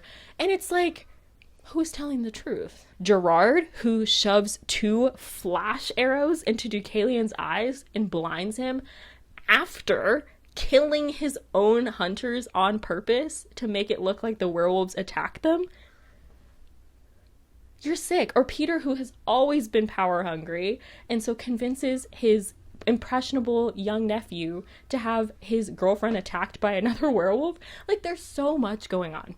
There's so much going on, and I think that this episode is so fascinating. Luckily for us, all of our characters are wise enough to realize that there are probably parts of these stories that they're being lied to about, so you don't have to worry there, because I was watching that episode really pressed. I feel like the first time where I'm like, they're lying. Do they know that they're lying? But they do, so it's fine. Important things to note from Gerard's story beyond, you know, just telling us more about his nature. First, he says that maybe the Duroc is working because they're trying to get rid of the alphas in town. Some of the rituals and sacrifices look like that's kind of what they're trying to do. He also suggests that maybe Deaton is the Duroc because of the fact that another person was found dead right after he was found. So it looked like maybe whoever it was knew that Deaton was going to get saved. Also, he says that Deucalion can see when he's a wolf, which I think, I don't know, I just safely assumed, I feel like, when I was watching this show, but I guess it's good to have confirmed as well. So last bit of sort of lore from Gerard's story is that we learn that the root cellar where Derek kills Paige is part of this huge tree that used to be in Beacon Hills called the Nematon. And this is where we get the Nematon name drop and lore drop. Basically, ancient tree, conduit of magic, kind of acts as like a place that you could use for not only sort of like heightening magic things, but also there's the idea that it kind of like calls magic, or like it acts as like a supernatural sink for the town. So yes, in case you were wondering whether or not the fact that Derek killed Paige at this magic tree will come back to haunt us, perhaps, I don't know, for the rest of the show? Yes. Yes, Your Honor. Alright guys, another day, another dollar. So, we are on episode 9 of 3A, The Girl Who Knew Too Much. Now, lots of information that we have gotten for the past few episodes, so let's just catch up to where we are in the season. There is something called a Dorok, a dark druid, that is sacrificing people. We are led to assume to try to get rid of the alphas in Beacon Hills, specifically Deucalion, this guy right here. Also, Erica and Boyd are dead. Unfortunate. We have figured out that the sacrifices that the Dorok is doing has something to do with this Celtic fivefold knot. Remember, there are different categories that go into each one. Also, Gerard, remember Gerard from last season, is still alive, and Chris and Allison are both helping the wolves and the supernatural in Beacon Hills without either of each other knowing. There we go. This episode begins with a deputy going to the school. She said that she had gotten a 911 call from the school. When she gets there, she just runs into a bunch of students who are practicing for a recital that's going to happen in this episode. They say that the recital was going to happen anyway, but now it's essentially a vigil because, you know, so many people are dying. So, unfortunately for us and for this deputy, once these students leave, she starts to hear Celtic chanting on Celtic? Why do I feel like I'm pronouncing it incorrectly? Lydia, I find bodies. Martin shows up at the school in a fugue state, and so the entire Scooby-Doo crew is there as well. And honestly, at this point in the show, everybody is feeling very defeated, which, like, fair enough. You know, they cannot seem to get a grasp on who's next, who's going to be killed, etc., who is doing the killing in the first place. So it's not looking good. The next day at school, we have a conversation between our two favorite dumbasses, Scott and Styles, where Styles says, what if the Dorok was an emissary to the alphas? And it's a crazy line, and it really does sum up the craziness that is Teen Wolf. Not only the fact that we understand what he's saying, but even in the scene, he's like, what am I saying? And why did that make sense? And it's like, yeah. But how fun is it that Teen Wolf has like their own language of things that kind of, as you go through the show, make more and more sense, and you have like different ways of talking about stuff. I think it's so fun. I also think that mythical creatures and that kind of stuff are also fun. So shout out to Teen Wolf. That scene is very, very silly. But he's kind of onto something. You know, the Dorok is a druid, and technically, or typically, druids are emissaries to different packs. We're thinking like Deaton and Moral, who, I don't know if I've mentioned, but they're siblings. I don't know if I told you guys that, but they're siblings. So, and she is an emissary to the Alpha Pack at current. So it's like, he's kind of onto something, thinking about the Dorok maybe being an emissary to one of these packs before, you know, they murdered their pack. I also think it's extra important because it happens in a class where they're talking about like similes and metaphor and how you can't really understand idioms, similes, metaphors if you don't know the culture from which they came from. And that is truly the way that Teen Wolf works. Scott and Styles go and talk to Ethan and Aiden, and Ethan and Aiden basically tell them that they were essentially losers before Deucalion came and showed them how to do like Mighty Morphin Power Rangers. And so they're very afraid that the moment they're outside of Deucalion's like pack or protection, that they're gonna get hunted down. This comes back later because they want to be a part of Scott's pack, so just keep that in the back of your mind. Allison and Isaac, plotting, scheming, sleuthing. They find that underneath that map that Chris has of the ley lines, he has this Celtic fivefold knot with the different categories of the sacrifices marked, as we have seen them, I think, in full for the first time. And this convinces them extra hard that Chris is the one that's killing people, which is crazy, by the way. But I mean, in Allison's defense, she has only known crazy family members. So we live, laugh, love. And I guess the last conversation that she had with her dad was like not really fucking with the supernatural. So it is what it is. But they go on the hunt for Mr. Chris. The crew figures out that the category of sacrifices that they're on is now guardians, hence the deputy being taken, which means that Styles extra needs to tell his dad what's going on. Like, not just, you know, about the bodies and stuff, but like the full supernatural playbook. So he sits his dad down and is trying to use a chessboard analogy to explain all of the supernatural things happening in Beacon Hills. His dad does not believe him, which you guys know how I feel about belief and that kind of stuff. I would have believed Styles, and Styles is like, Mom would have believed me, which is crazy and nasty.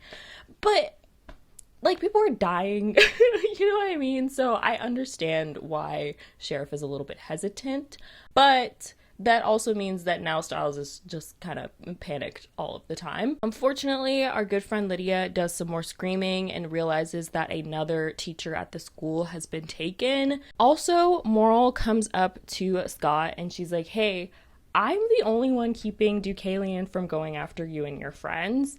And she talks to him more about this idea of like a true alpha, of which I think we get a name drop the previous episode from Deaton. But basically a true alpha is an alpha who is like promoted. Basically, you have been promoted. You are now one of my elite werewolves.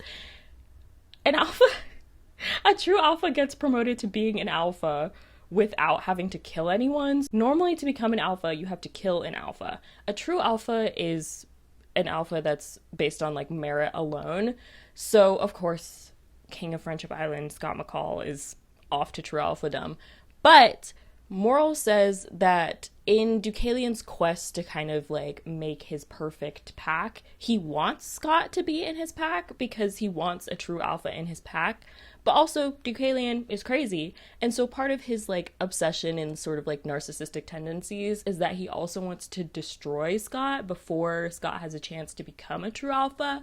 So it's very, like, I'm so obsessed with you that if I can't have you, then, like, no one else will. Just icky behavior by him. But just so we know kind of like why Deucalion has been creeping around. And this also disproves the idea that Deucalion actually wants Derek in his pack. He doesn't really. He just kind of wants to get to Scott. I think Derek would be a plus, but also like Derek is taking L's.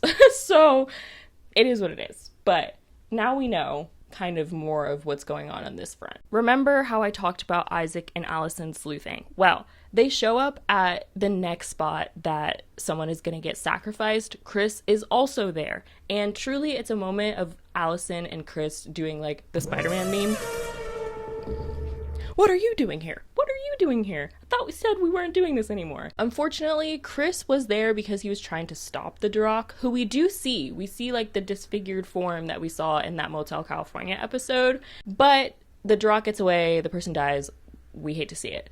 Also unfortunate, we realize that the category that we're on is actually not guardians, it's philosophers, as in teachers. Also, did I mention that Derek was back in town? I don't think that I did. Derek is back in town. He like meets up with the teacher, Jennifer, remember Scott and Styles and the crew's English teacher that he saved, whatever. And she's like, oh my gosh, where have you been, Loka?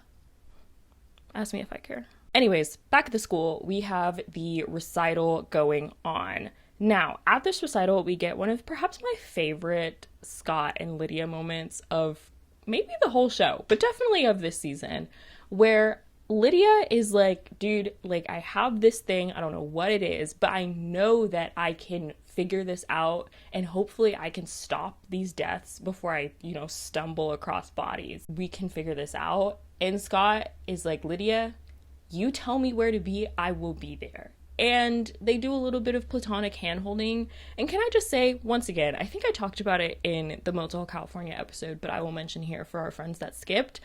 I love the way that Teen Wolf writes friendships.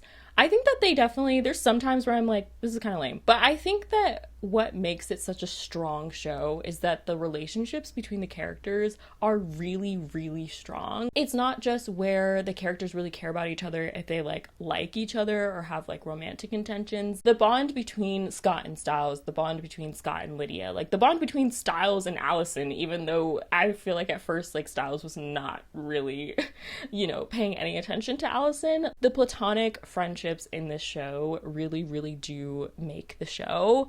You can understand why Scott is king of Friendship is Magic Island, because you know what? In Teen Wolf, it kind of is. Like, it kind of is. So, I love it. We love to see it. This is where the show, or I guess the episode, takes a turn for the worst. Our good friend Lydia gets a text from Aiden asking her to, like, meet him at some part of the school. We cut to Aiden, who can't find his phone. That's not good. She shows up in a classroom and she gets attacked. And honestly, what's more important than the fact that she gets attacked is who she gets attacked by. None other than that bitch ass teacher, Jennifer, who we get confirmation in this moment is the one that's killing people, is the Duroc, is the person doing the human sacrifices. Now, mind you, she attacks Lydia because she thinks that she just like is so smart that she's putting together the pieces of the puzzle when it comes to who is killing people. In this moment, Lydia screams. Bloody murder. And we realize, or we get the name drop of Banshee for the very first time from Jennifer, who's trying to murder Lydia at this moment. And she's like, oh, you don't even know what you are. Like, you don't even know what's going on. And can I say, I think that the inclusion of a Banshee in the show, it's so good, Your Honor. It's so good. Mostly because even as you get to the very end of the show, season 6, 6B, last episode, 100 episodes, we still don't know the full extent of Lydia's abilities. And I think that that is so clever. Like, that's so clever. And it never feels cheap. Like, they don't tell us what she can do, so that way, for plot convenience, they can kind of fill holes. Everything that they bring up that fits into the Banshee powers makes sense, and it feels compelling to the plot. Jeff Davis, I'll give you a little kiss on your forehead for that. I will not give you a kiss on your forehead for pretending like Styles is not bi. But Banshee-ness, you'll get a little kiss on your forehead. So, a series of unfortunate events, as I mentioned, from this point in the show. We have, at the recital, one of the piano chords snaps and kills a teacher, so last philosopher gone. We hate to see it. Sheriff shows up to try and save Lydia, and he gets attacked by Jennifer. He shows up because he realizes that there's like weird medical history when it comes to Jennifer, and some of the like sort of weird animal things happening in town also happened while she was in the hospital, so he at least puts that together. Scott shows up to save Lydia as well, also flops, but I guess in the good thing is that Sheriff sees Scott in his full like wolf form. What's more unfortunate is that Jennifer abducts Sheriff, which, Your Honor. Oh, brother, this guy stinks! She's starting to piss me off. You're like, Yana, you've been mad this whole time. I have. Alright, kids, episode 10, The Overlooked. We have finally got our baddie of the season. You guys thought it was just the Alpha Pack. Nope. She's crazy. Before we get started, can I just share my truth? There is absolutely no reason for Miss Jennifer right here, by the way, to be taking people close to Scott or like in his periphery. I think that if you were trying to be successful and you know that Scott is on some bullshit, you know what I mean? For his friends, for his family, for people that are around him, why would you take people like Sheriff? Why would you take the deputy? Why would you take Mr. Harris? Like, there's just so many people where I'm like, it doesn't make any sense. Also, can I speak my piece? When half of the teachers at the high school start going missing, first of all, I'm quitting my job. I'm quitting my job and I'm moving. Second of all, why was there no, like, police presence at the school at that point? So many teachers have died. Not only have so many teachers died, but so many people have been, like, abducted, taken, whatever, from the school grounds. Like, ACAB, but also put some police on duty. What's going on? Also, can I speak my piece? Not only that, but you getting dicked down by Derek like 2 episodes prior, I feel like, hey, I'm a mass murderer should be on the informed consent list. I'm mad. And you might be like, Anna, is this relevant? And once again, yes. Because at the end of the last episode, remember, Scott sees Jennifer. He sees her trying to hurt Lydia, and he sees her kidnapping Sheriff. So we begin this episode, episode 10, The Overlooked, with Jennifer, like, showing up at Derek's loft, and she's like, oh my gosh, like, whatever the kids tell you, they're lying. Like, I don't know, I'm just an innocent little girly, ooh, woo. And Derek is like, bitch. Also, Scott and Styles are already there. And so she flips the script real quick. She's like, oh, okay. No, that's fine. However, comma, I've poisoned your sister. So unless you help me, your sister's gonna die. I'll kill you.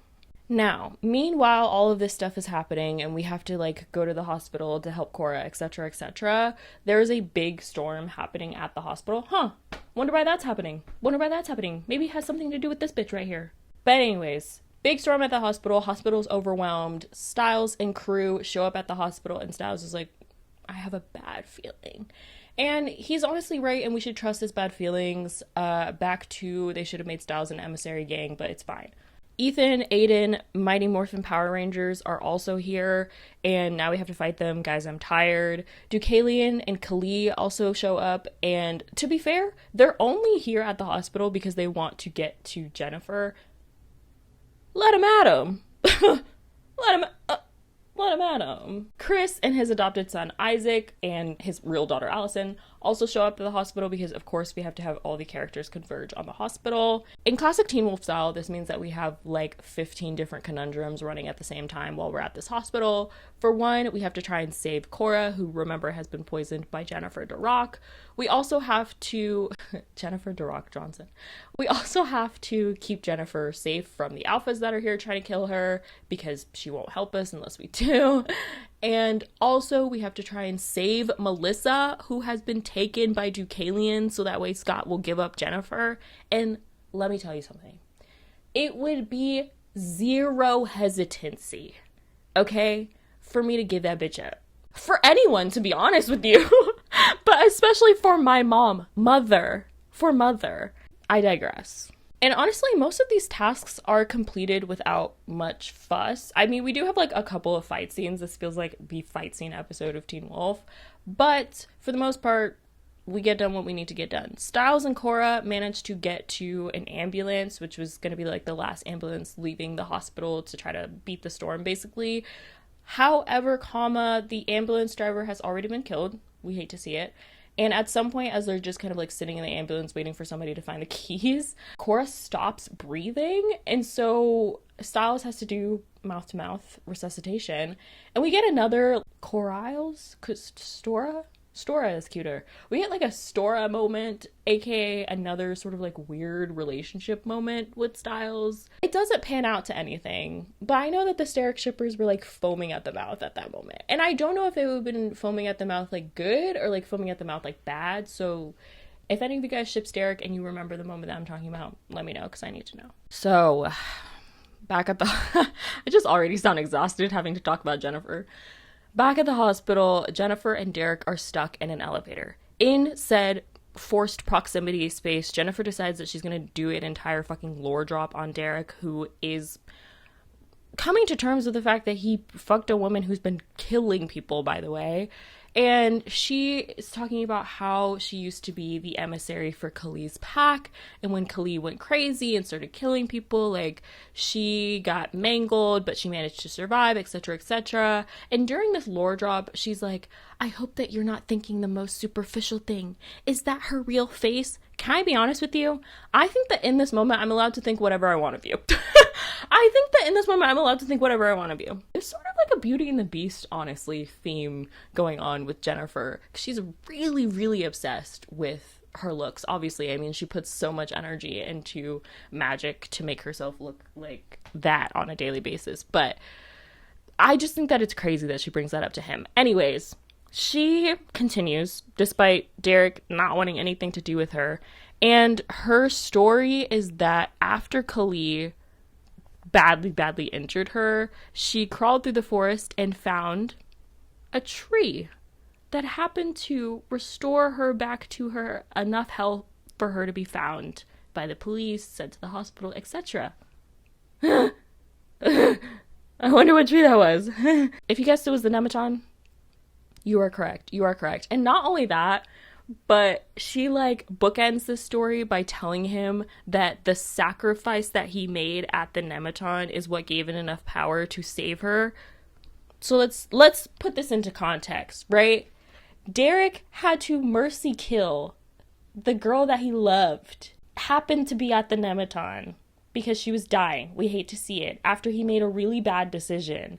And not only that, not only does she die, but this bitch who has been killing people, a mass murderer, tells him that the worst moment of his life is what kept her alive. So now I'm ostensibly responsible for all of these murders as well? Your Honor.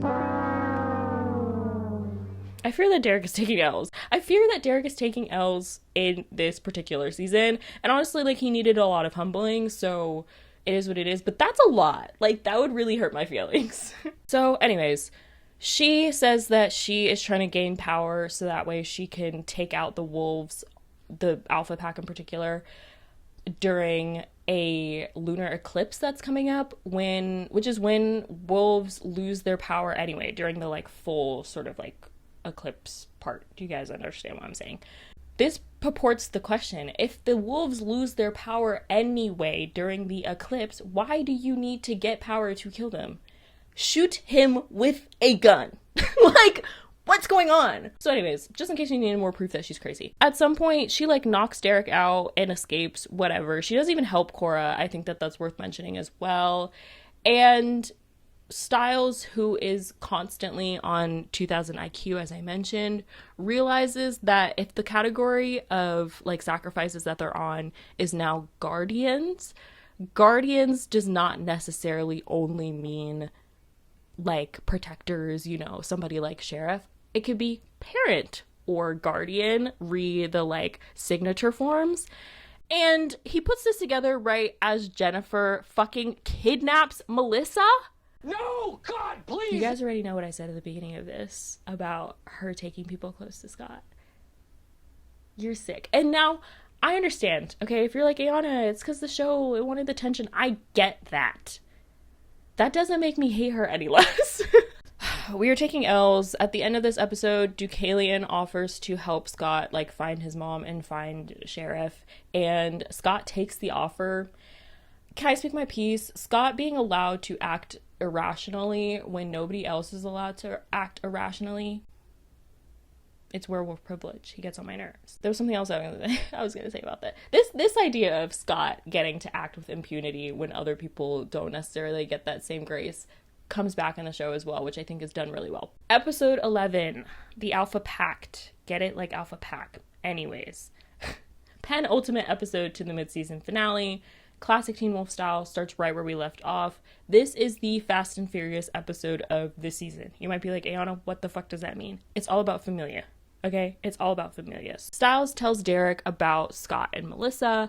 Derek tells the Argents and Isaac while they like help get Cora away. And we do manage to get Cora back to Derek's loft safely, so at least that's good. Here we move on to Styles versus Scott's dad, round 1. Did I even mention Scott's dad at this point in the video? I don't remember. Scott's dad, I have like a tiny picture of him. Here he goes. Scott's dad, Mr. McCall, Agent McCall, is one of the FBI agents that's in town. I feel like I forgot to say that. Now you guys know. I personally don't think he's that important to the plot. There's like a whole like Scott rebonding with his dad storyline. Ask me if I care. Ask me if I care. And you might be like, Anna, you should care. I think that Agent McCall fucking sucks. And I don't think that he ever sucks less. So I'm not really interested in his restorative arc. But I digress. He's questioning Styles which Styles does not like him, by the way, for obvious reasons, because he hurt his best friend. But he's questioning Styles because he's like, dude, what the fuck is going on? Weird shit is always going on around you guys. Also, you guys are never in school. And meanwhile, as they're like having this conversation, the elevator doors, remember Jennifer and Derek being stuck in an elevator last episode, close, and spray painted on them is Argent, which means that in between Jennifer's bitch ass escaping, knocking Derek out, etc., she had time to find spray paint and spray paint that on the doors. You're sick. You're sick. And can I speak once again? Why are you taking people close to Scott? You're getting on my nerves. Now, at this point in the show, alliances are shifting. Mainly Isaac, who is so mad at Derek at this point, which kind of valid. Not only was he like fucking the woman who was doing all of this bullshit this season, but he doesn't really feel like Derek has been being very helpful, which to be honest, he kind of hasn't been. And, you know, as previously stated, 2 of the 3 werewolves that he sired are dead by ostensibly his own hand, or literally his own hand. So Isaac leaves, and Peter takes this moment where Derek is just at his lowest, Your Honor, because remember, Cora is still ill. And he's like, oh, he's shifting packs to Scott, whatever. Also, you could heal Cora if you give up your alpha-ness. Because, like, he could basically take so much of her pain that his alpha powers dim in order for him to, like, keep her alive. Which Peter wants him to do for some reason. I don't know. My issue with Peter is I think that he always thinks that he's the smartest person in the room. And it's like, you're just a narcissist. Have you considered that? Meanwhile, Chris figures out where the Duroc will be striking again, and he essentially sacrifices himself to keep his daughter and Isaac safe. And if you told me season 1 that I would be rooting for Chris, I would have thought you were absolutely insane. Like, I would have thought you were absolutely insane. But he's so special to me, Your Honor. This does mean that Jennifer does have all of the sacrifices that she probably needs for the next round, so she wouldn't really need to hesitate on killing them, which does send Stiles, who is in school for the first time, I feel like, this season, into a panic attack. And this is where we get our very first Stydia kiss of the show. Can you believe that? Crazy. Season 3, ladies and gentlemen. We will not see this shit again for 3 seasons. 3 seasons. I can count on one hand how many times Stiles and Lydia kiss. Do you know how many times Scott and Allison kiss? Do you know how many times Scott and Allison kiss when they're not even together? Too many. Stiles and Lydia post-kiss, like, barge into the guidance counselor, remember, Moral's office, because she is conveniently absent, or I guess inconveniently absent. They're wondering where she is. But they figure that maybe something in her office or something in Lydia's files or something like that will help them find where the Duroc might be keeping their parents. And so as they're going through, they find that Lydia has drawn a picture of a tree. Remember that one episode where she was drawing that tree in the music room? But the thing that's weird is that she has drawn the exact same picture of the tree over and over and over again. So they realize that whatever the fuck this tree is, it must be important. It must have something to do with what the Duroc is doing and where their parents might be. Now, speaking of said tree, we know what the tree is. It's the Nematon, obviously. Cut to the root cellar of the Nematon, we see the 3 fucking best parents in the entire universe, aka Sheriff, Melissa, and Chris, who are all there. We also have a moment with Sheriff where he's like, man, maybe I really should have believed my son when he said that there were werewolves, maybe. Which, honestly, like, Sheriff, it is what it is. Feels very much in your personality not to believe him, so it's okay. When I tell you, Jennifer, when I catch you, like, when I catch you. So the parents aren't dead yet. We don't know what she's waiting on, but it's fine. So this is where we have Scott's dad versus Stiles round 2. He's like, dude, you guys are never in school. Also, what the heck is going on? Also, I know that your dad is missing and you seem less perturbed than you should be. I don't care. Leave me alone. Now, we cut from here to Moral, the guidance counselor, running through the woods away from, wait a minute, the wolves? The Alpha Pack? What's going on? So they're kind of after her because they feel like she's been helping people too much. But she says that her whole responsibility as an emissary is to keep the balance of power, not necessarily just be a lackey for the Alpha Pack. She also gives Scott information on the Nematon and says that's probably where the parents are. Also gives us, you know, the magical tree lore. So at least we have more to go off of. She also tells us that she was the one that sent Brayden to help Isaac. Remember that very first episode where we see the bounty hunter helping Isaac? Yeah, she's the one that sent him. Unfortunately, the 2 guys that we know of, at least in the show, that should know where the Nematon is, remember Peter and Derek, who have been there before, they had their memories taken by Talia, probably after the incident where Derek had to, you know, unalive his girlfriend there. And so they don't know where the Nematon is anymore. Our good friend Deaton suggests that the 3 who have their parents taken, aka Styles, Allison, and Scott, act as surrogate sacrifices for their parents. So he suggests that we dip them in an ice bath until they are quote unquote dead, so that way they can try and like search through magic connection to the tree and figure out where their parents are. I don't know. Can I speak my piece? These kids are so brave. They are so brave, Your Honor, because I would be shitting my pants. I would be shitting my pants. I love my parents. I love my parents, okay? I would have to sit and think. I would have to sit and think if I want to do that. Like, how would Styles and Allison not die for real? Like, you die in the game, you die for real. Like, how would they not die? I don't know. But, as I said, you guys remember I told you an ice bath was coming back up? An ice bath is back, baby. We're back. Dean does, however, warn our characters of doing this, of giving the power back to the Nematon, because as we've seen with, like, Crazy Jennifer, it's not always great to give power to the Nematon, but also, in particular, this will give a lot of power back to the Nematon, and it'll, like, put a darkness around their hearts, because remember, they basically would have died, and it'll start making the Nematon act as kind of like a supernatural beacon again, which, can I say, is so clever, because it explains the rest of the bullshit that happens in the show for the rest of the show. I don't think that things always need to be explained in television. Sometimes you just have to go with being in the world that it is, but I think that it's so fun that Teen Wolf decided to explain why things happen, or why things continue to happen, not only for the rest of the show, but in particular 3B. We'll get to that later. I was supposed to say no spoilers, but the show's been out for 20 million years. But I think that is really cool. So, meanwhile, quick little aside, Derek does give up his alphaness to save Cora, yippee yippee yippee. And we cut from the, like, 3 dipping in the ice bath to a to be continued screen.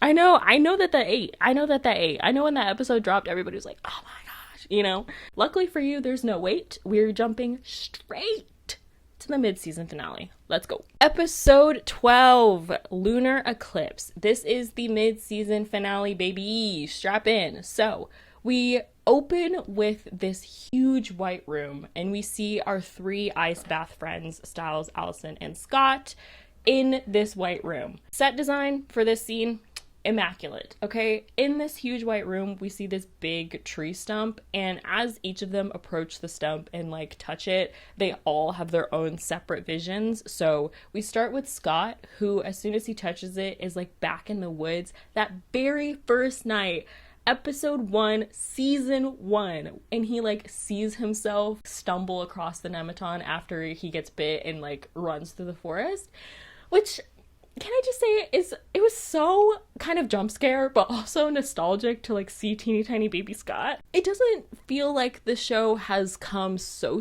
far, but also seeing something like that, you're like, ooh, the show kind of has come far, you know what I mean? Styles, very similar. He touches the stump and he sees himself from that night as well.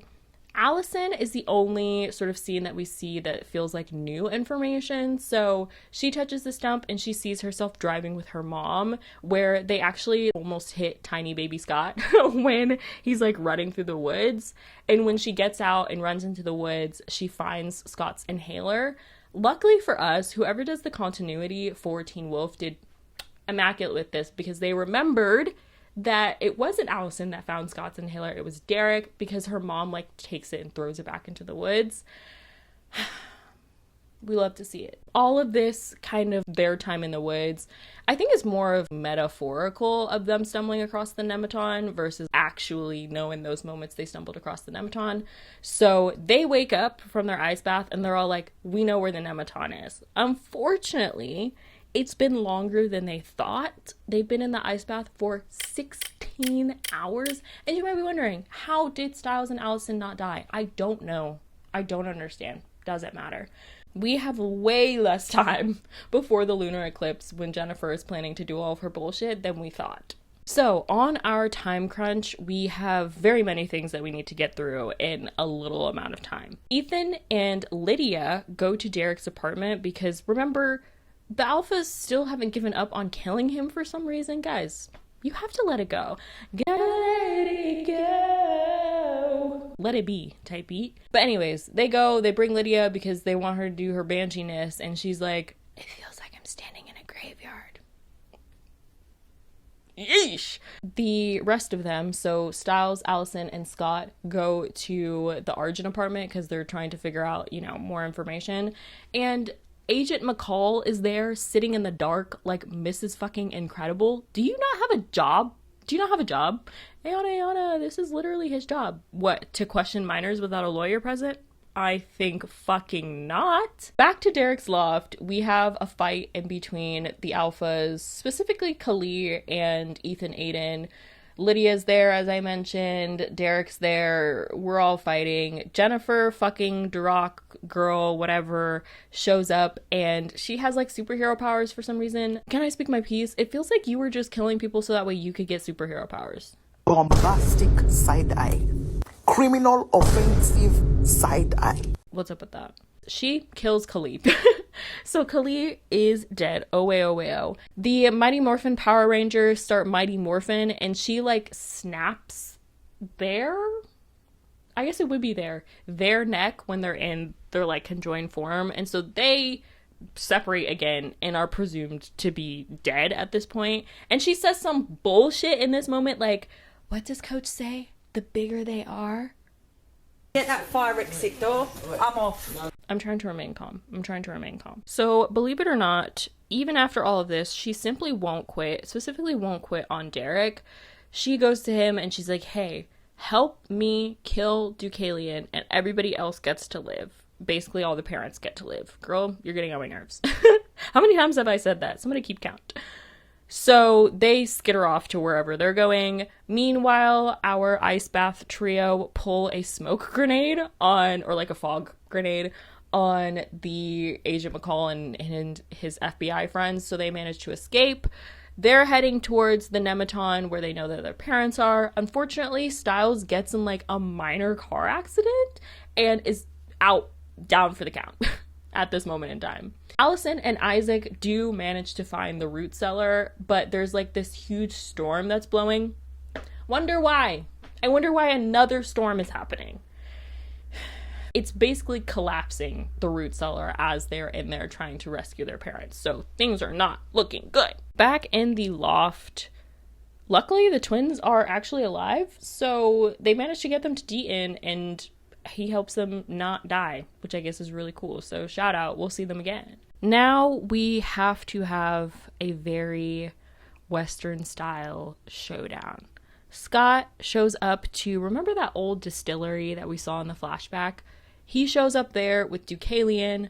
Derek is there with Jennifer and like fight round one. To be honest, when Deucalion does change into a wolf, he does really look like the devil, so I get why people are scared of him. He wants Scott to kill Jennifer, which, once again, if he killed Jennifer, would his eyes actually be blue? Like, she is not innocent, Your Honor. She's not innocent. In this moment, he doesn't kill her, which I think is a nice thing for him to do, but Jennifer, Queen of Miss Nasty, is like, who's gonna save your parents? Your friends? And Scott is like, my pack. Okay, King of Friendship is Magic Island. Like, I love that for him. Meanwhile, Styles manages to wake up and he, like, keeps the cellar from collapsing too far with his new metal baseball bat. We love to see it. And back at the distillery, it is time for the lunar eclipse. So, when this happens, Jennifer is murking Deucalion, okay? About to take him out. But then Derek is like, oh no, why don't you let him see, like, your true form before you kill him for real? And she's like, you know what? Brilliant idea. So she restores Deucalion's sight, but doing so basically, like, drains her of all of her power. And Derek knew that was going to happen because remember last episode when he saves Cora by, like, relinquishing his alphaness? Jennifer gets mad and turns on Derek and is beating him up, but also being like, I love you.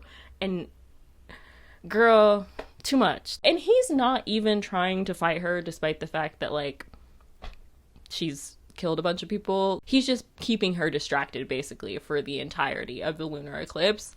Sometimes Derek is not a horrible person. So right before we can finish Jennifer off, She like shrouds herself in mountain ash. And then once again, she's like, guess your parents will die.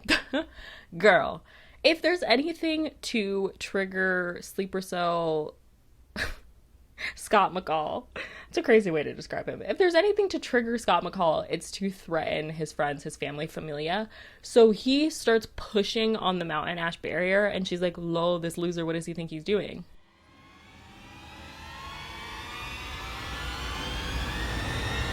Wait a minute, that shit's kind of working. He manages to burst through the barrier.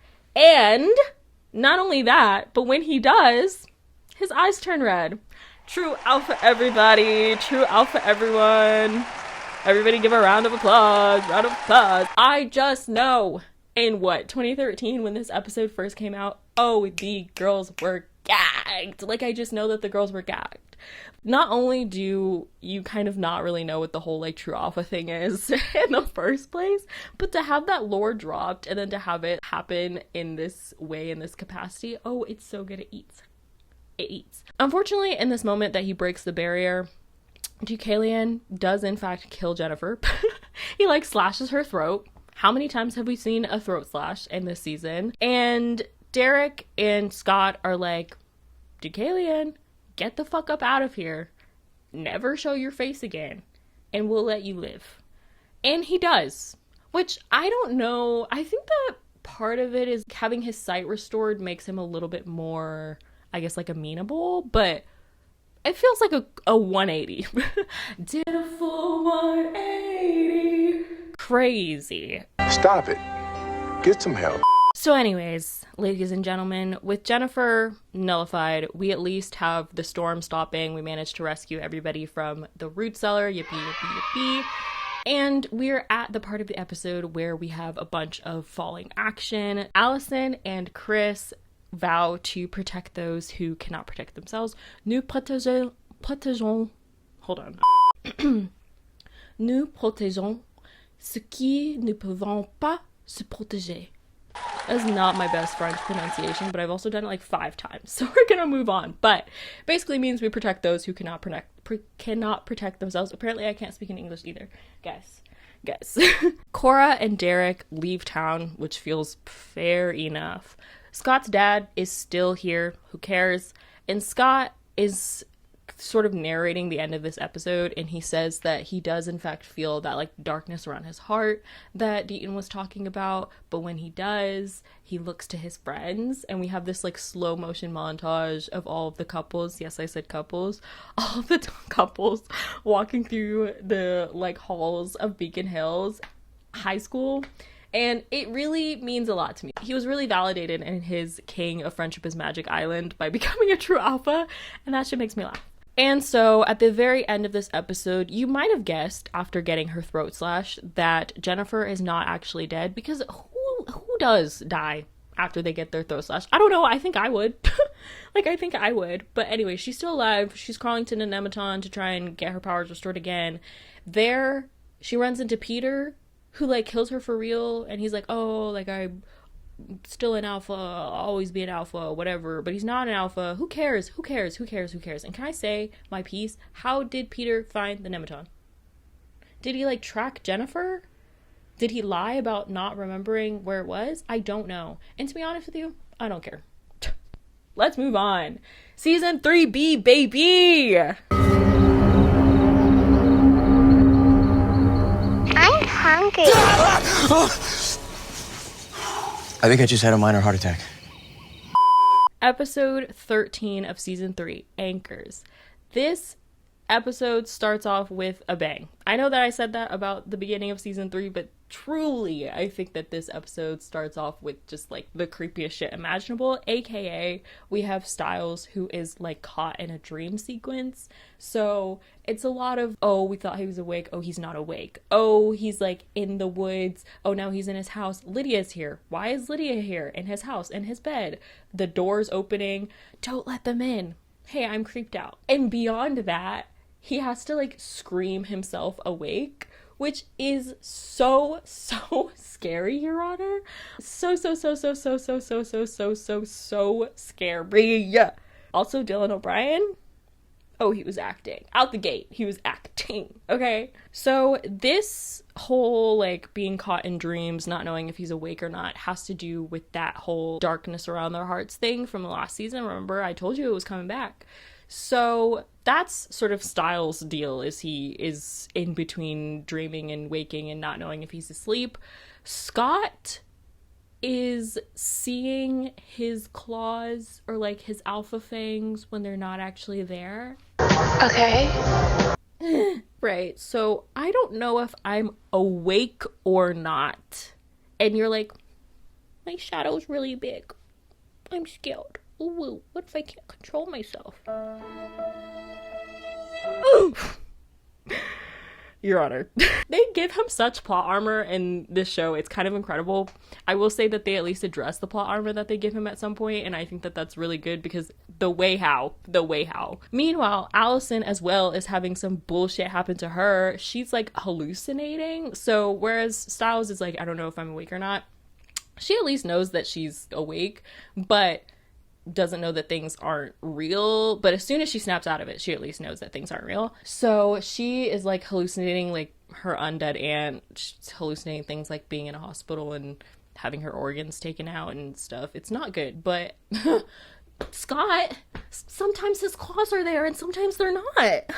What can we do? So now we are back at school, ladies and gentlemen. It's still their junior year. So we're back at school. We're meeting some new characters. In particular, we have Mr. Yakimura and his daughter, Kira. If you guys saw my community post, dude, why was I watching Wheel of Fortune with my grandparents and I saw this man and I said, my Teen Wolf radar went up, okay? My Teen Wolf radar went up. Congratulations on your new baby on the way. Mr. Choi, by the way. It was the most insane experience I've ever had.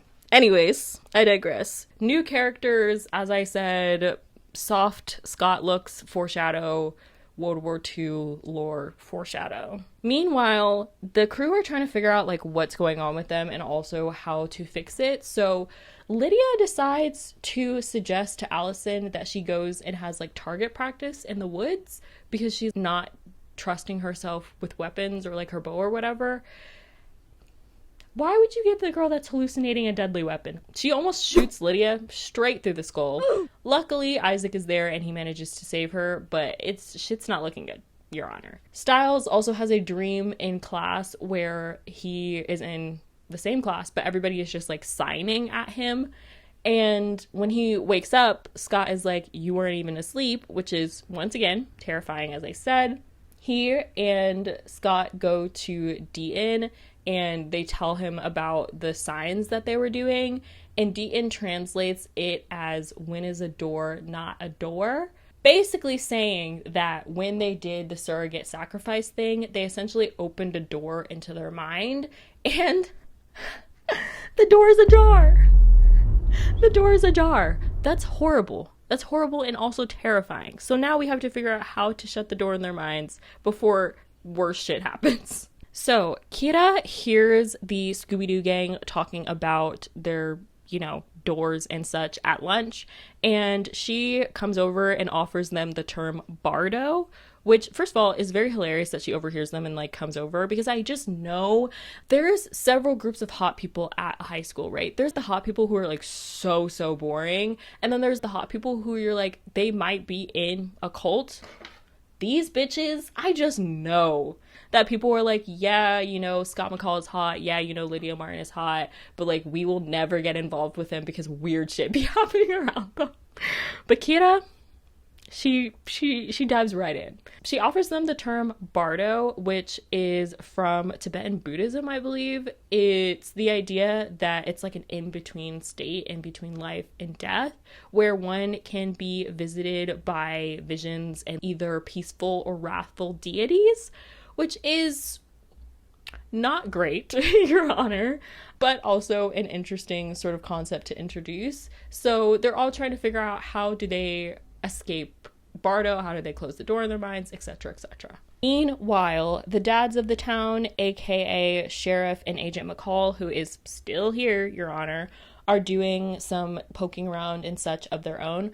Most notably, Agent McCall is building a case for impeachment against Sheriff, which is really nasty. Oh, yada yada, people are dying in his town, da da da da. Who cares? Not who cares. I care about the people dying.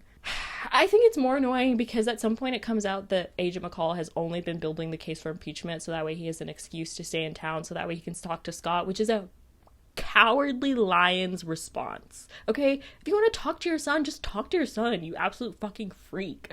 But anyways, Sheriff, meanwhile, is sort of like digging through cold cases, trying to figure out if there was anything that he missed because he didn't realize that it had to do with the supernatural. And one such case that he comes across has to do with a car accident that happened to a family where everyone is thought to have perished, but in the car, in the debris, they saw that there were like scratches, marks that looked like they were done by some kind of animal. Sheriff figures out that the accident happened on the night of a full moon, and so now he's like, maybe this had something to do with the supernatural and wasn't just like a freak accident. Unfortunately, he does take this information to the dad of the family, Mr. Tate, and the dad of the family promptly starts freaking out because he's like, I have put this behind me, sort of. I've at least been living in my grief with the fact that it was a weird accident that happened and not that somebody tried to murder my family. So he's not doing well, especially with the new information that it's probably some sort of animal. He's putting ammo and guns and setting up bear traps, guys. Like, it's not looking good.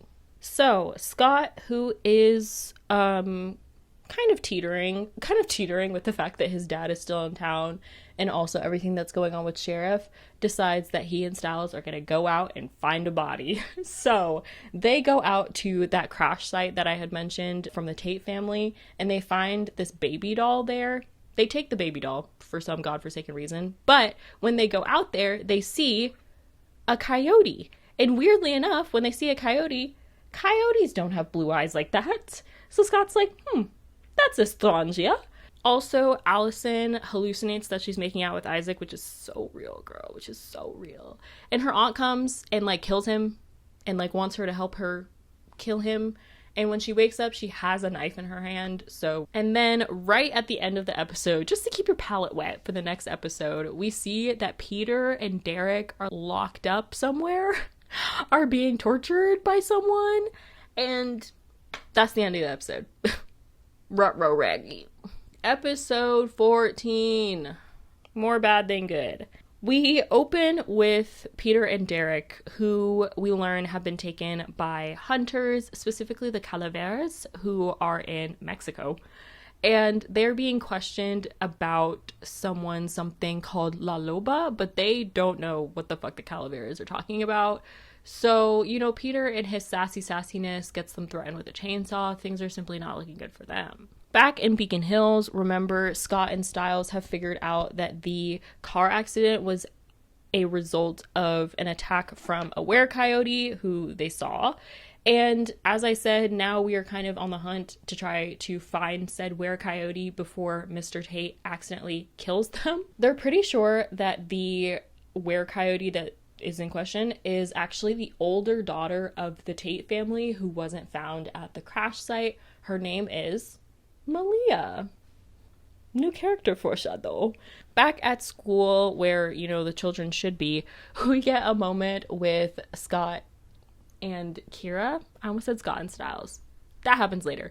We get a moment between Scott and Kira where she gives him like a bunch of printed out information on the Bardo. She is so cute, Your Honor. I do need to fight whoever was her wardrobe consultant, her stylist for this season, for the whole show. Honestly, she looks absolutely insane this whole show.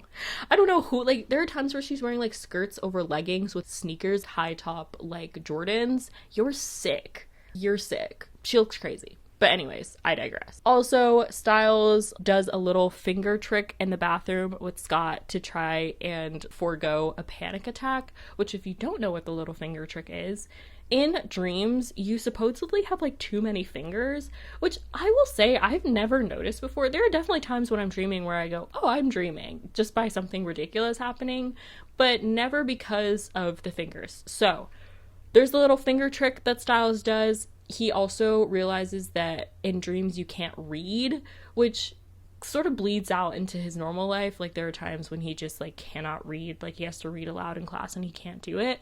So it's just not great. It's just not great, honestly. Also, as I said, we get some internment camp lore, some Japanese prisoner of war camp lore. So all little interesting nuggets throughout this episode. Malia, who, remember, is a were-coyote who might have accidentally killed her family, is at the school. And by at the school, I mean she's like a coyote in the school because Styles took that baby doll, and they realize later in the episode that the baby doll was essentially leaving flowers at a grave. So he took the flowers from her family's grave. What's wrong with you, bro? Back at the Calaveras, we have Derek get saved by, you would have never guessed it, actually, Betty Brayden. Shout out Brayden. She's not dead either. And it turns out that she was hired by Deucalion, of all people, to save Derek. They save Peter as well because whatever. But before they leave the Calaveras, they take this little like wooden chest box thing that Derek says that he needs for some reason. We'll get back to that later. Back in Beacon Hills, our ice bath trio have to deal with their Bardo symptoms because we are coming to a head with some events for this episode. In particular, as I said, Mr. Tate is going out on a bender, and he's going out into the woods to try and hunt down this coyote that he thinks murdered his family. Coyote, as previously stated, is Malia, his daughter. So the crew realize that they need to, one, Scott needs to be able to like get Malia out of her coyote form, which by doing so he needs to control his wolf to be able to do it. Allison needs to shoot Tate with a trank gun, which as previously stated, she's not been sharp on her game when it comes to weapons recently because of everything that's going on. And then when they're out in the woods trying to find Tate, Lydia, me just smacking my monitor. Lydia accidentally steps in a bear trap, and so she needs Styles to read the instructions to get her out of it. Everything pretty much goes according to plan, except for Styles being able to read to get Lydia out of it. He uses his brain, his 2000 IQ, to figure out how to release the pressure on the bear trap. Scott manages to big alpha werewolf Malia out of her were-coyote form, and Allison shoots Tate with a trank gun. So guys, we're kind of taking W's for once. Malia x Tate reunion. So Sheriff did a good. We're kind of up a little bit. Meanwhile, after all of this, we see a hand at the very end of the episode pull a weed out of the nematon, and when it does, a bunch of fireflies fly out and start forming very person-like shapes. So we were up and then we weren't. All right, everyone. Are we even halfway through season 3B? We're literally not. I had to take another break. Don't mind me. Okay. But I'm back and better than ever. Now, guys, a little bit of spoilers on this new slide, but we'll talk about everything as we get there. So, episode 15 is called Galvanize. This episode is a spooky dooky episode, okay? It has to do with what the kids are calling Mischief Night, aka I think it's like the night before Halloween or something like that, where they're supposed to pull pranks on people, each other. So our good friend, where did he go? I moved Styles and I forgot where I put him. Our good friend Styles is gonna pull a prank on Coach, so he tells Scott to come down to the school. Where is Scott? Scott is here. He's got wolf powers. He's speedy. He's here. They pull the prank. Yippee. During this time, we also have a spooky dooky moment at the hospital with Melissa because the police and the hospital staff are on high alert. There's this guy who's coming in to have surgery on a piece of shrapnel that's like in his chest.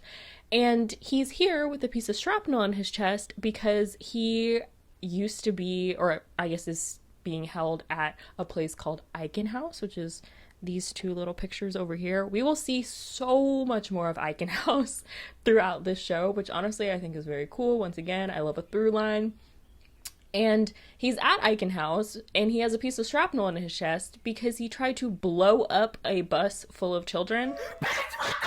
Hey, so what Full stop, actually. He is being weird, and his name's Barrow, by the way, the man who tried to, he's being weird and creepy and scary, and he's saying that, he saw the kids and the kids had glowing eyes.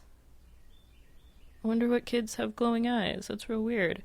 And during the surgery, they cut into a portion of his chest and it's filled with live flies. Your Honor, as previously stated, Teen Wolf really stepped up the gore in this season, especially the second half of the season. It's gross. It's nasty. So, honestly, if you don't like bugs, this is just not the season for... It's okay. It's not too bad, but there are definitely parts where I'm like, you know what I mean? Barrow manages to get away while everybody's freaking out because of, flies, which is completely reasonable. He gets to the school, and while he's in the school, he staples his chest closed. You're sick. Meanwhile, this happens. You're an alpha, okay? You are the apex predator. Everyone wants you, You're like the hot girl that every guy wants. The hot girl? You are the hottest girl. What? I'm the hot girl. Yes, you are. You made me blush. And now, can I just say, Mr. Scott McCall, you have got to stop preying on these new girls, okay? Because Scott is chatting up Kira. He's excited to talk to Kira. What's up with you and these new girls, bro? You're freaking me out. Meanwhile, our good friend Lydia is hearing buzzing. She's hearing noises that sound like bug wings. I wonder why. So this, and the news that Barrow has escaped and whatnot, convinces her that Barrow is somewhere in the school. So she and Styles send the wolves out with, their tracking abilities to try and find him. They come up with nothing, and so Lydia is feeling very discouraged, and she and Styles head back to Styles' house, and this is where we get a very important scene for me. One, we get the first bits of Styles' red string theory. So, all of the classic, I had to put them here. All the classic, him pulling the red strings to the pieces and parts of things going on that they don't know about. And also, we get a moment between Styles and Lydia where Styles is reassuring Lydia, despite the fact that this might have been a situation with Barrow where they didn't come up with anything, where it seems like her banshee powers are useless or whatever. He's like, no. Listen, we're all still trying to figure everything out. And as they're talking, he's unraveling a piece of string from her finger. It's all very important, okay? The directing, the acting of this scene, chef's kiss. They did so well. Meanwhile, Kira, her dad, Mr. Yakimura, invites Scott over for dinner. Imagine your dad inviting your crush over for dinner. I'm embarrassed, but also kind of a good wingman. And Scott learns the history of sort of Kira's family's last name. So Kira's mom is actually Japanese, but her dad is Korean. And her mom was the last of her family names. So her dad took her mom's last name instead of the other way around, so that way they could all be together and be a family and be happy, and she can continue her line, which I think is very sweet. We also get a very sweet moment between Scott and his mom where he calls his mom and he's like, why do you still have the McCall last name if you're divorced? And his mom was like, dude, that's also your last name, which I also think is very sweet and very nice of her as a divorced mom to keep that last name, especially with the fact that Agent McCall is so annoying. But we move. In the background of this episode, we have Allison and Isaac. I move people around and then I forgot where I put them. We have Allison and Isaac looking through the bestiary, trying to figure out the whole flies thing, and they're just having completely unfettered sexual tension during all of their scenes, Your Honor. All of their scenes, Your Honor. The Alice, whatever. The fans were eating good. Okay, thank you. Also in the background of this episode, we have Derek, who, remember that wooden box that he got from the Calaveras? Inside is apparently his mom's claws, which you might be wondering, how the fuck did they get that? I certainly was wondering how they get that, but he wants to use the claws to talk to her about something, so that happens as well. During Styles and Lydia trying to figure things out gate, their combined infinity IQ puts together that the reason why the wolves couldn't find Barrow in the school is because he had masked his scent with like rubbing alcohol, other chemicals from the chemistry closet in the school. So of course they couldn't find him. And two, when they go back to the school, they see that on the chalkboard, there's a list of periodic table numbers, and they put together that the numbers equal Kira, or they spell out Kira rather. Smash cut back to these two dummies standing outside of Kira's house, flirting basically, and then Kira gets abducted. Womp womp womp womp womp womp. Styles and Lydia show up, you know, because they figured out that Kira was going to be abducted, and Lydia is just like, oh my gosh, like, I can't figure this out, it just makes me want to scream, and we get this! Then scream. Lydia, scream. Nothing more to be said, Joanna. Nothing more to be said. I know the number of edits y'all have seen with that line. I know. I've seen your search history. I've seen it myself. So, the kids work out, well, Lydia screams, and the kids work out that the buzzing that she's hearing is not actually bugs, it's electricity. Barrow, the crazy guy, used to work at a power company, a power plant, which is where he has taken Kira. The kids rush in, kind of unneeded, because we learn that Kira can control electricity somehow. Barrow fucking dies. And I guess we're at least all good on that front. So now Scott knows that Kira is something, capital S, something supernatural, but we just don't know what. And then at the very end of this episode, we have some figures all dressed in black with these very cool, dramatic, like traditional Japanese masks. These guys right here appear in the room that Isaac is in at the Argent's house and attack him. And can I speak my piece? Clothed figures appearing out of the darkness. It's giving very Ninja Assassin. You already know what it is. And if you don't, watch my Ninja Assassin video and watch the film. Okay, so the next episode, episode 16, is titled Illuminated. Very clever, after the last episode was called Galvanized, which basically means to, like, spark something. I see you, Teen Wolf. I see you. And truly, like, when I say the last episode was a spooky dooky episode, this episode is a spooky dooky episode, okay? This is the Halloween episode. And if I may speak my piece, I don't know if we ever get another Teen Wolf Halloween episode. I'm trying to think, and I really don't think that we do. So we appreciate it while we have it. Also, the main theme for this episode is like a EDM cool remix of the normal theme, which I think is so fun. And in this episode, we get a rave. We get like a blacklight party. Guys, we're eating good. We cut back, add momentum, I think is what I mean to say. I mean, in the moment, you guys, you get it. We cut back, add momentum to Isaac after he gets attacked, and, you know, he's just the baby, Your Honor, so he's a little bit freaked. And Chris says that he knows the kind of figures that Isaac is describing attacked him, and that they actually might have been there for him, and he shows Isaac and Allison this broken, my brain wants to call it a kabuki mask, but I don't think that that's correct. So somebody correct me in the comments. Now, this episode continues what I would like to call Daddy McCall doesn't understand what's going on in Beacon Hills, and he wants to know, because the silly, goofy three amigos are at the police station, you know, after Kira getting abducted and whatnot, and they're lying to this man's face.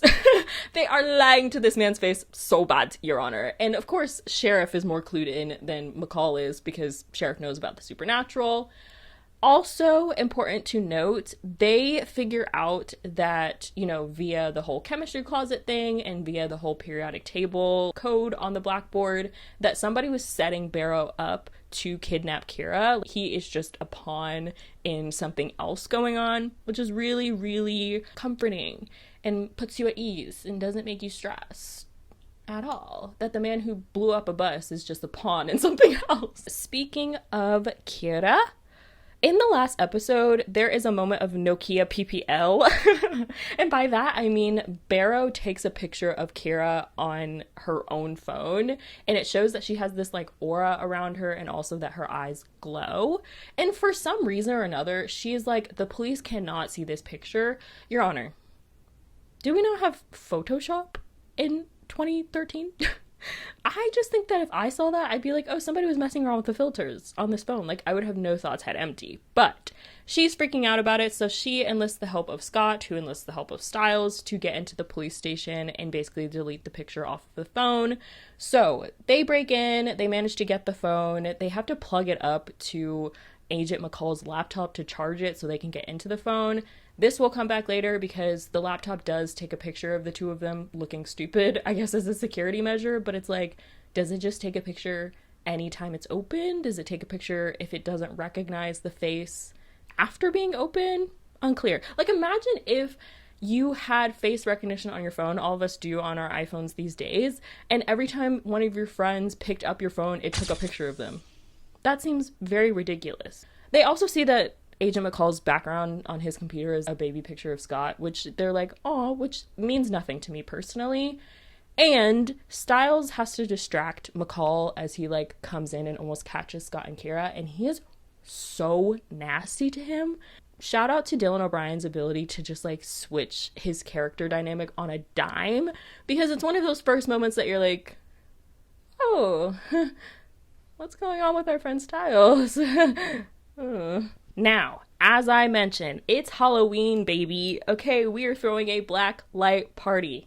You love to see it. Danny enlists the help of Ethan to throw this party, and Ethan suggests they have it at Derek's loft because Derek's going out of town or something. Who cares? Anyways, this does mean that all of our characters must converge on said loft. So as I said, Danny and Ethan already here. Aiden also shows up.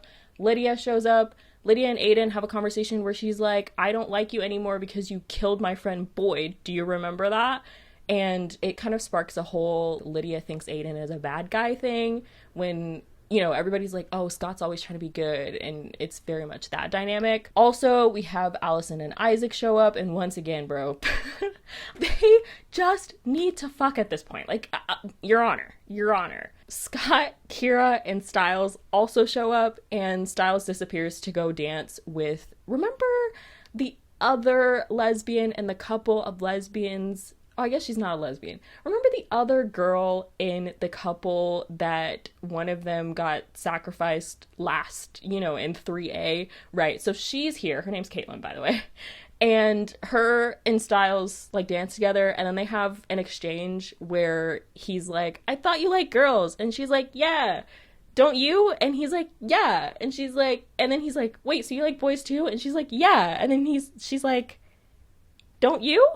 And they just cut from there without seeing Styles' answer. Jeff Davis? Oh, you're gonna have to answer to me at some point, okay? You're gonna have to answer to me. Anyways, we move on. During this party, our good friends in black show up, and they come after Ethan. I think they get Aiden as well. They also get Lydia. So almost everyone that's supernatural at this party gets attacked by these guys. It leaves them like cold and with a little like tattoo behind their ear that we will find out the meaning of later. And at the end of this, Derek comes in and like shuts down the party, but the Oni, oh, spoiler alert, they're called the Oni. These guys are here once he shuts down the party, and they think that they're going to try and come for Kira and Scott, but as soon as the sun comes up, they disappear, and that's about as much information as we get about them in this moment. And can I speak my piece? The effect of the Oni appearing and disappearing, much to be said about a lot of the CGI in Teen Wolf, much to be said. However, this effect is so good, especially with the fact that they're at a blacklight party, so already the lighting is kind of like interesting and weird. It's so good. They did such a good job. I love the character design of the Oni. I think that it's fucking sick. And they have a lot of sort of choreographed sequences, like fights and stuff like that. And the way that they have these characters stand, move, it's so, so good. So if anyone knows who played the Oni in this show, anyone knows who did the costume design, give them a big kiss on their forehead because they ate down, I fear. While at this party, Styles realizes that a pair of keys that he like found in his locker randomly has a bit of phosphorus on it. Phosphorus, like the kind of chemical that you might find in a science closet at Beacon Hills High School. well, that's weird. He goes back to the high school and realizes that not only do the keys open the science closet that Barrow was hiding in, but he goes to the blackboard and draws the periodic table numbers again and realizes that the numbers are in his handwriting. So we're not doing good, Your Honor. Like, we are not doing well at this point. And not only that, but we cut from there back to the Argent apartment where we just see Chris stumble in all bloodied. What's going on? Where have you been, baby? That's the end of the episode. All right, kids. Episode 17, I believe, and it's called Silverfinger. We begin this episode with a flashback from Chris. What an interesting flashback. We see him in little baby form doing a gun deal that goes south with Yakuza. And during said gun deal, the Oni show up and absolutely murk everyone. Specifically, they're coming for this like weird demon boss guy of the Yakuza. And this is the moment where we see Chris fire a silver bullet at one of the Oni, and that's what shatters the mask. So just keeping that in mind there, consistency from the last episode. And also, he says that there was one other person that survived that night, and his name is Katashi, aka Silverfinger. And so Chris and his scheming buddies, Allison and Isaac, are trying to figure out a way to get to Katashi to speak to him because they figure that he probably knows about the Oni, like what they are, what's going on. So they come up with this plan to do a gun deal, basically, this one-of-a-kind gun that they figure that Katashi will want. And they send Isaac in to do this deal, which is very, very funny, silly, goofy for me, mostly because he does kind of look like a baby in a suit. But it is our very first Allison Isaac kiss as she gives him motivation to be a man in this situation. I don't know, whatever. Meanwhile, the twins, who I don't even have on this board anymore, but the twins are following Scott around because, one, they want to be a part of Scott's pack. Remember, I mentioned that last season. And two, they figure that the Oni, whoever they are going to come for Scott next. Scott knows this and knows that they also are probably going to come for Kira, but nobody knows except for him that Kira is something. After Scott drops Kira back at her house, we all have to be glad that there is no masquerade or coven or what was the thing in Twilight, the Illuminati, what are they called?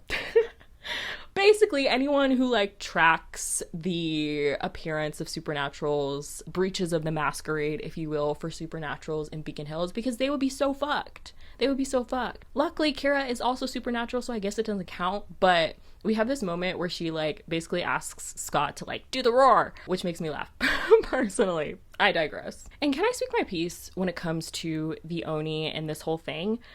They haven't really hurt anyone. Yeah, they did scare people real bad, and they are making them cold and giving them a Friday the 13th flash tattoo, but they haven't killed anyone. But the energy of this episode is they're trying to get someone, trying to kill someone, and so all the characters respond accordingly, but that makes some of their actions very, very silly, goofy, and kind of annoying. But it is what it is. I guess they're working with the information that they have. Meanwhile, our good buddy Styles is not doing well. Hey, that's something I'm going to reiterate for truly this whole season. So he is losing it. He tries to show Scott the evidence of the key in the science closet and the periodic table thing. Everything is gone. So that's fun. And Scott still says that he believes him. Styles goes to the hospital because he's not doing well, and we have this very, very sweet scene between him and Melissa where she's taking care of him and basically gives him a little sedative so he can go the fuck to sleep because he says he hasn't been sleeping well. I wonder why. And he goes, "Thanks, Mom," in his sleepy baby voice. My Shayla. And you're right, that's Mom. That's Mom. Unfortunately, in this moment, Melissa does compare his symptoms to his mom's old files and realizes that his symptoms are very, very similar to his mother's symptoms before she died of dementia. So one of my favorite Teen Wolf things, and something that they do very often, is where we have two separate scenes where characters are gaining information that we as the audience get to put together all together at the same time. So as I mentioned, Allison, Chris, and Isaac are at Katashi's talking to him about the Oni. Meanwhile, Scott and Kira and crew are back at Scott's because he says that Deaton installed a mountain ash barrier around the house. They do have to wait for Melissa to activate it, but this does mean that we do get like Oni interactions while we're learning information about the Oni. The Oni are a manifestation of ancient Japanese spirits, I believe, but they are specifically just soldiers who are looking for someone who isn't themselves, aka someone who's possessed by a dark kitsune, a void kitsune, a Nagitsune. Now, we learn a little bit more about like kitsune lore kind of throughout the show, but I'm gonna toss everything at you at the same time. So kitsunes are Japanese fox spirits. Our good friend Kira is a kitsune. She's specifically a thunder kitsune, which we learn a little bit later, but there are many different kinds of kitsunes. In particular, thunder kitsunes have to do with electricity and lightning because like when they rub their tails together, it's supposed to create electricity. Nagitsunes, however, are only sort of spirits that breed and feed off of pain and chaos. So, not good if that is what's going on. The Oni are not going to hurt anyone unless they're harboring that kitsune, or the Nagitsune. I guess I could have said that kitsune. You get the point. That's what's going on. So, as I said, the Oni are at Scott's house. They do, in fact, break the mountain ash barrier. They also stab Agent McCall. He is fine. Why is he here, by the way? But while they're there, they brand Scott and Kira with that little like tattoo that I mentioned. And I don't believe it's in this episode, but we learned that it's the kanji for self, which I've always been meaning to look up if that's actually true. Basically saying that everyone that they've branded with it is themselves and not possessed by this Nagitsune. Now, this is where we conveniently cut back to the hospital, where our good friend Styles Stilinski is waking up from his drug-induced nap. He wanders through the halls, and he gets cornered by the And instead of being scared, he reaches into the Oni's chest and pulls out a lightning bug and like crushes it. And it's incredible acting because truly, like, right after that, Scott wanders in and is like, Styles. And Styles turns in normal Styles mode and is like, hey, what's going on? Dylan O'Brien, you're scary. Like, you're scary. I'm eating it up. Episode 18. Now, this is truly the beginning of shit hits the fan of this season. From here, the pace is insane. So, episode 18, 3B, called Riddled, we begin with Styles calling Scott and sounding scared as hell on the phone. He's like, I don't know where I am. I think that, like, someone's in here with me. I think that my leg, like, there's something going on with my leg, da-da-da-da-da. And can I just say, honestly, like, Scott is one of the Lord's stronger soldiers, because if Styles called me and sounded anywhere near how he sounded on the phone with Scott, I'm running, I'm jumping. We're jumping! Like, you guys know what's up. He also tells Scott not to get his dad involved, which is stupid information, but it's fine. What makes it even worse is that Lydia, while she's like at the school late at night with Aiden, hears Styles' voice come through the radio saying, come find me. And can I speak my piece? When has anything good ever come of Lydia hearing anyone? Do you know what I mean? And this really does, like, constantly, in another scene of this episode as well, she's always like, you guys didn't hear that? No, girl, no. I think that the single thing that we know about you being a banshee is that nobody else can hear it. But it's truly her knee-jerk reaction to ask if somebody else heard that. We can't. The crew, minus Sheriff and whatnot, converge on Styles' house, and in his bedroom they see that he's pulled all of the red strings from his like crime board and shoved them as a point in his own bed, which is clearly the sign of someone who's doing super great and awesome and also well. So now we get a sort of back and forth perspective of different groups of people looking for Styles, but also Styles and his perspective of wherever the fuck he is. So we cut to Styles, and he's in some room. It's dark, it's confusing. He's using his phone flashlight to see, and we see that there is, in fact, someone in said room with him. And we get a little bit of a flash of whoever this character is right here. Also, we see that he has like a bear trap stuck on his leg, so that's what the fuck's going on with that. Now, Scott comes to his senses and involves Sheriff, and they also call Derek. They find Styles' Jeep at the hospital, but there's no driver. When Derek and Scott get up to the roof of the hospital, Derek teaches Scott about chemo signals, basically being able to smell emotions and such on the wind. And they realize that there was some sort of struggle up on the roof, but not between people, between Styles and himself.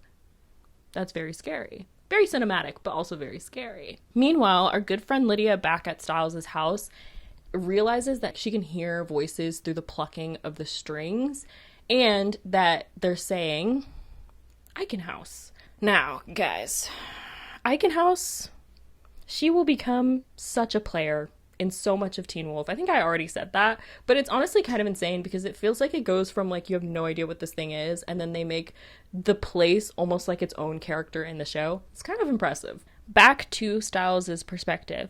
He is getting taunted by the fucking Riddler, aka the Nagitsune, who's like, oh, who are you, Styles, or who am I? Who are we? We're not a we. Let's start there. Second of all, Styles is like, leave me alone, let me go. And the Nagitsune is like, you could go if you wanted to. And Styles is like, I fucking can't. There's a bear trap on my leg. And then Nagitsune is like, oh, that's crazy. Wasn't it on your other leg before? Hey, so what's going on? Whatever it is, I hate it.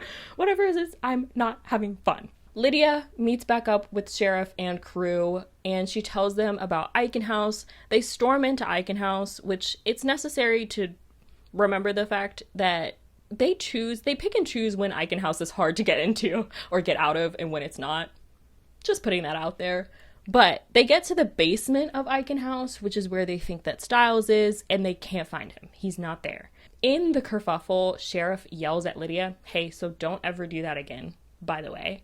And as they leave, because they decide not to trust Lydia and her banshiness to instead, like cold, hard, boots on the ground find Styles, they miss that on the wall of the basement, there's that same kanji for self. We hate to see it. Back at the station, Agent McCall, is like, hey, where the fuck is everybody? And he is informed that Styles is missing. He reads through the call transcript between Styles and Scott, remember when he called at the beginning of the episode, and he enlists the help of Melissa to find Styles, because not only does he think he knows where Styles is for real, but also he thinks that what was happening is that Styles was still dreaming when he left the house, so wherever he thinks he is and whatever he thinks happening is not actually happening. Your Honor, that's so scary.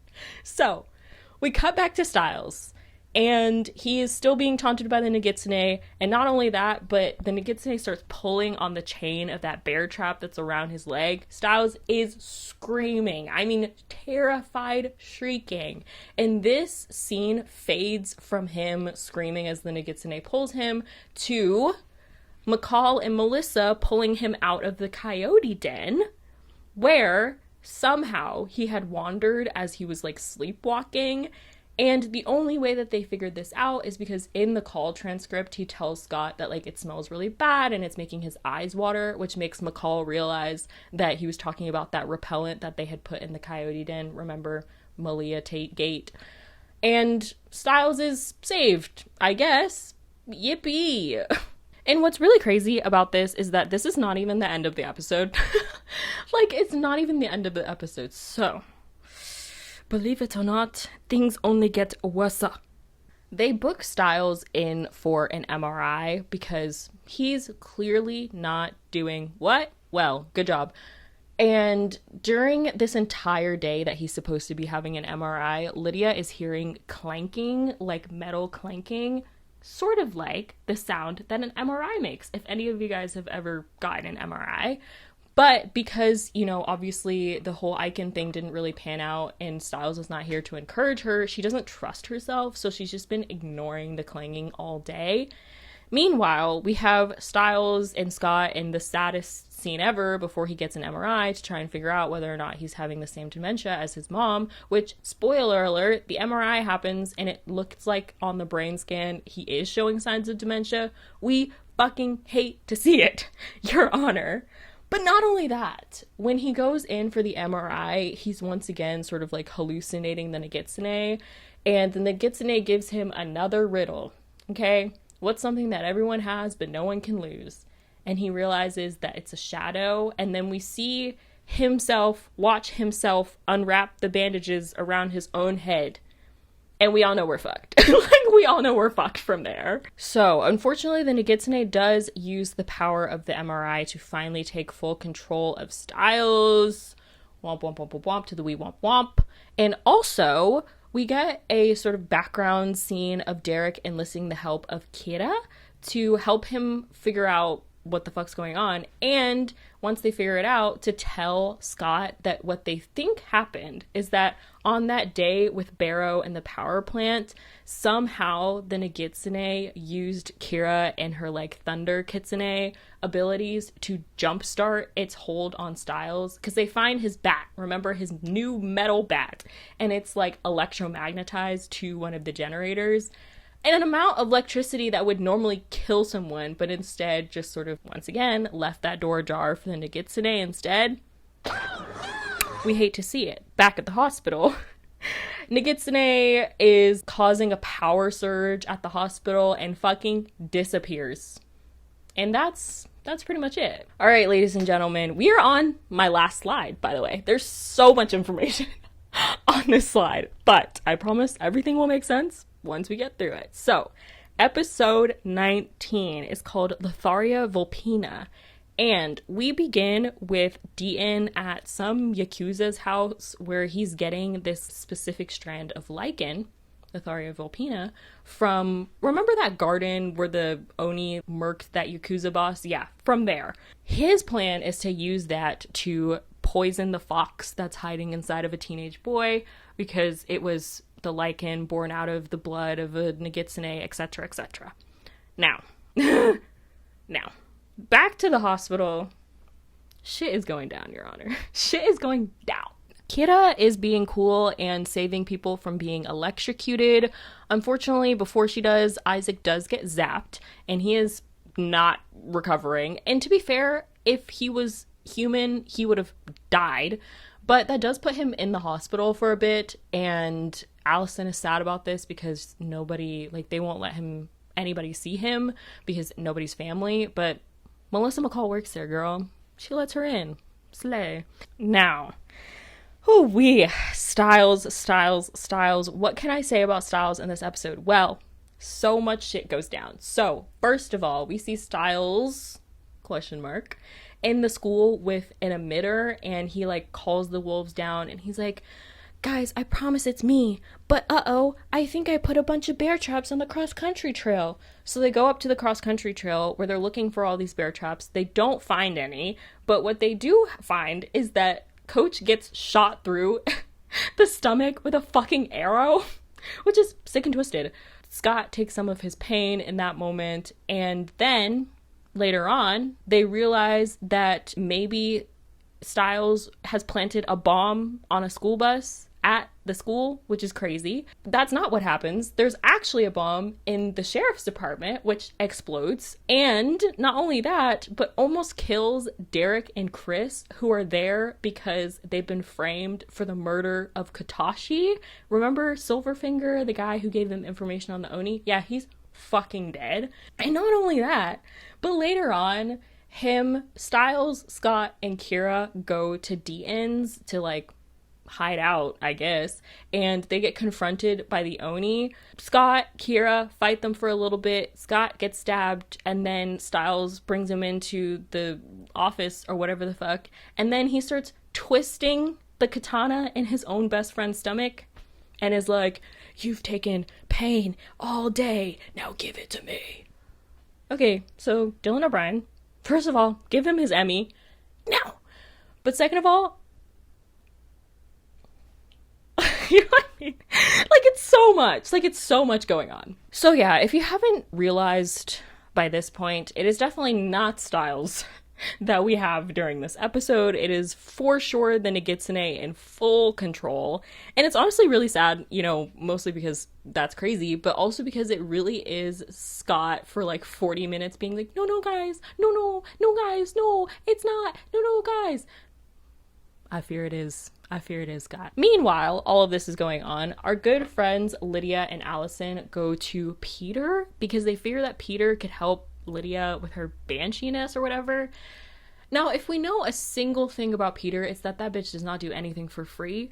So he tells Lydia that Talia, his sister, remember, Derek's mom, stole a memory from him, and it's probably locked in the claws that they got, etc., etc. And he wants Lydia to like figure out what it is, and then maybe he'll help. As previously stated, he starts being a creep. Him and Allison start arguing, so Lydia like throws the claws, and she does hear whatever memory it is, and she tells Peter that not only is he a crazy psychopathic uncle to Derek, this man has a baby somewhere. He's a dad. You are the father. So after she gives him that information, her and Allison fucking dip, and she just does not give him the name of the baby. But they know the name of the baby. It's not that she didn't get the name of the baby. She just didn't tell Peter. And we see that the baby is none other than Malia Tate, Your Honor. Malia Tate. I guess technically Malia Hale. Crazy turn of events. This episode also begins a conspiracy that I like to call Parrish, the new deputy. He's so young. He's so itty bitty young. So that way in season 5 when he tries to date a high schooler, it's fine because he's so young. Y'all are sick. Okay? Y'all are sick. I also forgot that Parrish comes in season 3. I don't know why I always thought that he comes in season 4, but he's already here, yo. He's already here. New cast member, shout out. Also, we see Noshiko, Kira's mom, and her dad conspiring with something. Basically, Noshiko has a physical manifestation of her kitsune tails, and she's been using them to call the Oni forth, and she's about to be down to her last one, y'all. She's about to be down to her last one, okay? So that kind of explains where the Oni are coming from and why they're kind of technically good guys at this point. And last but not least, while, you know, jumping back to the fact that Styles is actively sticking a katana into his friend's abdomen, we see Deaton come in and inject that poison into Styles, and he chills the fuck out. And that, my friends, is literally the end of the episode. Isn't that insane? Now, episode 20 is titled Echo House. You can kind of guess where we're going to be going during this episode. Literally, Icon. But this is another least favorite episode for Ayana on our hands, and another episode that comes with a content warning beforehand. So I'm giving you a full content warning. I'm putting timestamps. Girl, what did I say before? Protect your sanity. And let's ride. So this episode begins with Styles committing himself to Icon because he's like, I don't know what's going on, but I'm hurting people. The poison from the Lotharia Vulpina has at least chilled him out, so that way he's back in control, but he can just feel the Nagitsune like prowling at the corners, and until they figure out how to get rid of it, he figures he'd be better off in a place like Icon. This does prompt, you know, Scott freaking out, his dad freaking out, which is completely reasonable. If you ask me, I would also be freaking out. But he goes in. Unfortunately, I kid you not, 30 seconds into him being in this institution, he sees somebody hang himself, and he immediately is like, I've made a fucking mistake. I have to get out of here. Unfortunately, he's agreed to no phones for 72 hours, so he at least has to be here for however long he's going to be here without being able to call anyone or tell anyone anything. Great! Fantastic! What's also unfortunate is his roommate is immediately being a fucking freak. And his roommate mentions that he swallowed a fly the other day. Oh, why did he swallow a fly? I don't know. But it will become relevant to the plot at some point, so just keep that in the back of your head. In the background of this episode, there is a storyline of the rest of the Scooby-Doo gang endeavoring to get what they call a Shugendo scroll. Shugendo? It's this scroll that they think has information on how to exorcise a Nagitsune.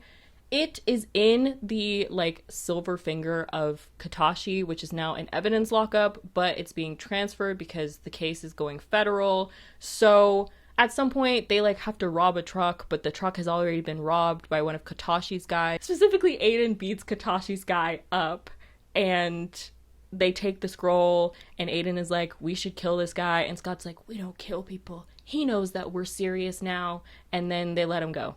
That's that whole thing. We do learn from the scroll, at least, that one of the ways to get rid of a Nagitsune is to change the body of the host. So also keep that in the back of your head. We will revisit that episodes later. Back at Aiken, where we will stay for the rest of this episode, we meet a couple of reoccurring and important characters. For one, we meet Meredith, who, as Styles is like wandering around trying to find a phone to use, is on the communal phone, and she's saying that she needs to tell someone, the whole story, and that one of them is behind me right now. Okay. Whatever that means. And not only that, but we see fucking Malia. Malia Tate is here. She does proceed to punch Styles in the face, which is very silly goofy. She is upset because they turned her into a person when she wanted to be a coyote. Can I speak my piece? It's never fully explained why Malia is in Aiken. I think that what you're led to assume is that she committed herself because she couldn't stand to like be around her dad when she was the one that actually killed her family. But like, I don't know if that's really, I don't know, girl. Like, this just does not seem like the place that you want to be. Do you know what I mean? So anyways, and not only do we meet those two, but we also see Morel again. Do you remember from 3A, the guidance counselor? I guess she's given up on school guidance, and instead she is one of the psychiatrist group therapy people at the institution at Aiken House. And when there, she sees Styles and she's like, hey dude, these Littenberg figures that are on your back, the marks that you normally get when you're struck by lightning and survive, yeah, if they disappear, then that means that the Nagitsune is going to return. So for one, you need to stay awake. So she gives him adrenaline, basically illicit drugs. And two, you need to keep an eye on those marks because when they disappear, we're fucked.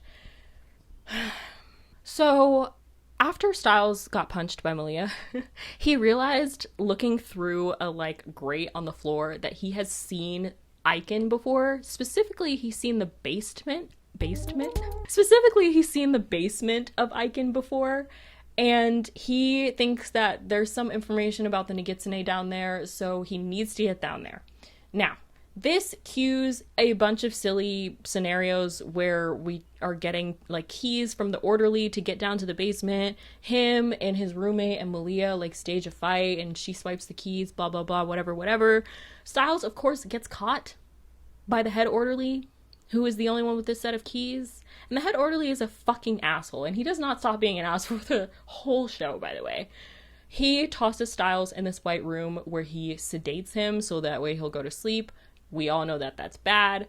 While Styles is sleeping, he has a dream that he's locked in a locker, and he's like, let me out, let me out. And then we see the Nagitsune on the outside of the locker, and he's like, let me in, let me in. And then Styles is like, you know what?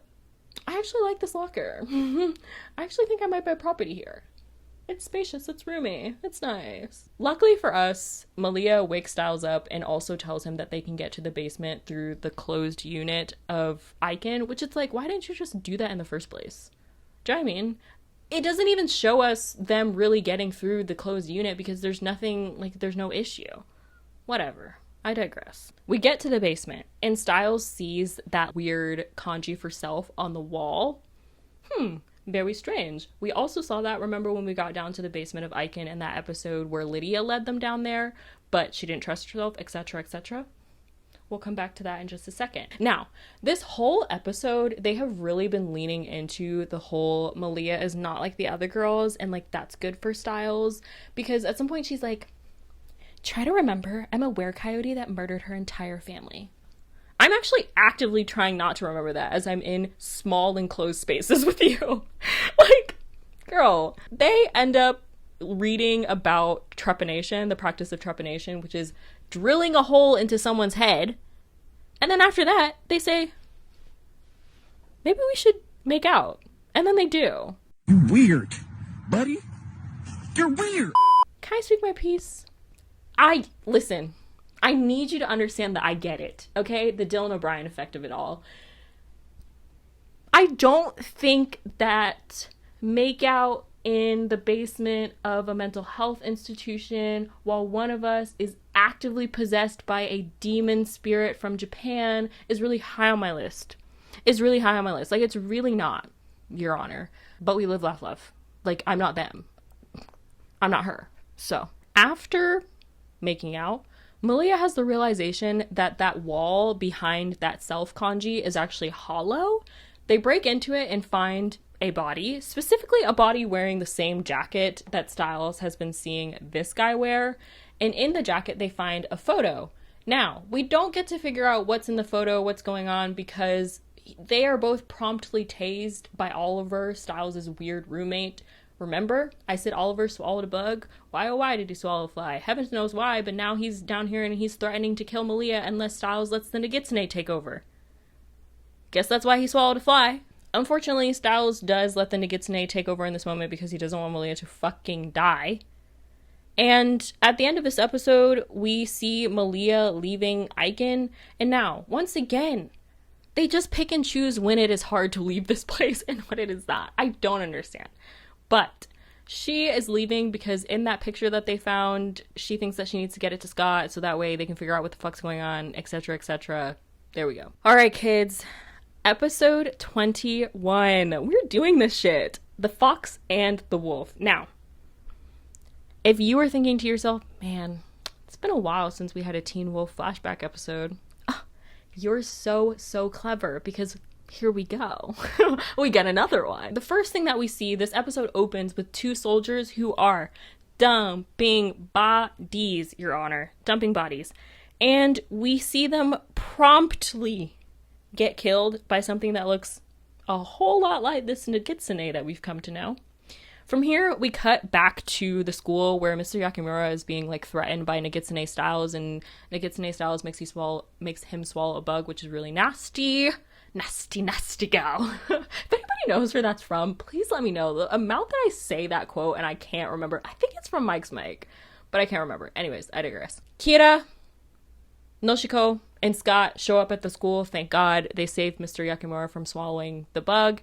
And now we start getting Noshiko lore because Malia has managed to, off-screen, get Scott that photo, and they show the photo to them. Noshiko is like, whoa, that's crazy. That's literally me in that picture. Kira goes, Mom, that's literally not possible. You'd have to be like 200 years old. And her mom was like, yeah, I'm 900.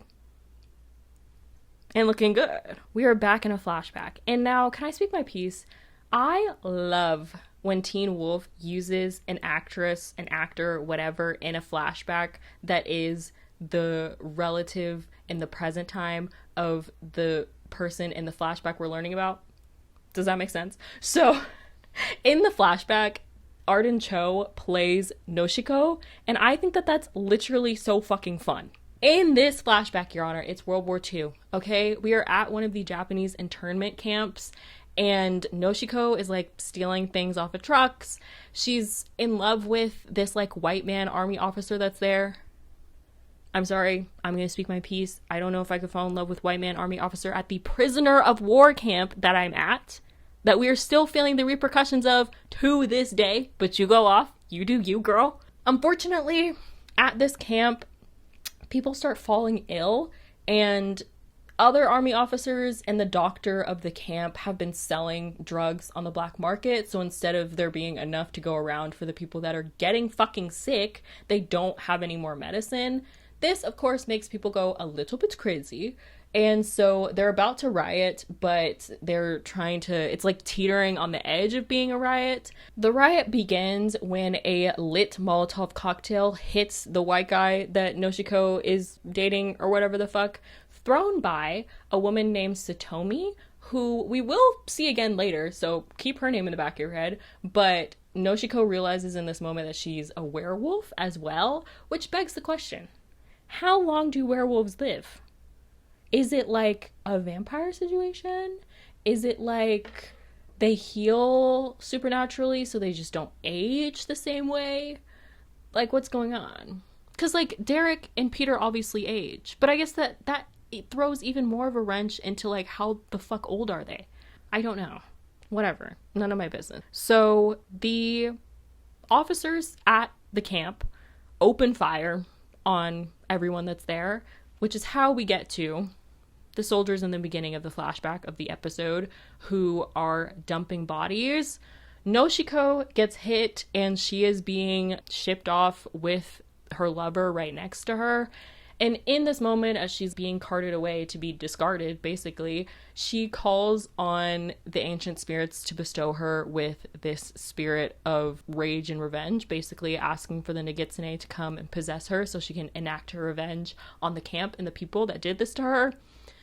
Unfortunately, asking spirits, specifically trickster spirits, to do anything for you feels like maybe not the best idea. So the Nogitsune, as we all know, possesses her lover instead, and he's the one that goes crazy and, you know, is pulling people's heads off and whatnot. Eventually, Noshiko has to literally fight him, and she stabs him through with her katana, and then also is helped by Satomi, who, like, claws him. And this is how we get to the whole changing the body of the host. She takes that fly, she buries it in a jar at the base of the Nematon, because, like, of course she does.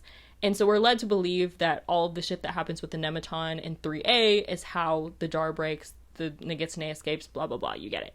In this moment, as well, as Noshiko is telling the story, her and Kira are putting back together the katana that she used, and Kira has to use her, like, Thunder Kitsune powers to put it back together. And Noshiko is like, hey girl, you're gonna have to kill that kid. There is no saving him. And Scott is like, no, we can save him. I'm telling you, we can save him. He's my best friend. And Noshiko is like, okay. I'm telling my daughter, my 17-year-old daughter, she's gonna have to kill her friend and the best friend of the guy that she has a crush on. But, like, y'all do you. In this flashback as well, we learn the phrase coup de foudre, which is a bolt of lightning. It's also the turn of phrase for, like, falling in love at first sight. And that comes back throughout the show, this idea of the bolt of lightning in this story and whatever. So keep that in the back of your head, I guess. And that's Noshiko's lore drop. What do we think? What do we think about her falling in love with the white army officer at the Japanese internment camps during World War II? Thoughts?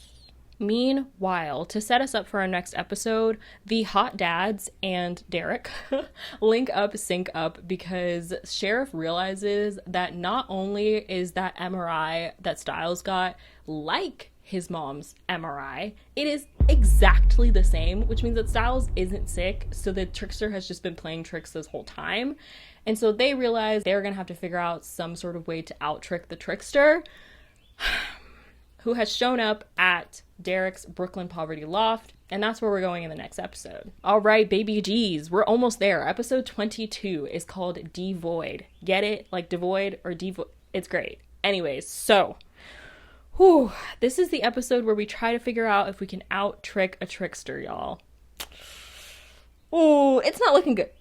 It's not looking good. As I said, we are at the Brooklyn Poverty Loft. This is where we get one of perhaps the most iconic scenes in sort of Void Styles history, with Sheriff being like, "You're not my son, are you?"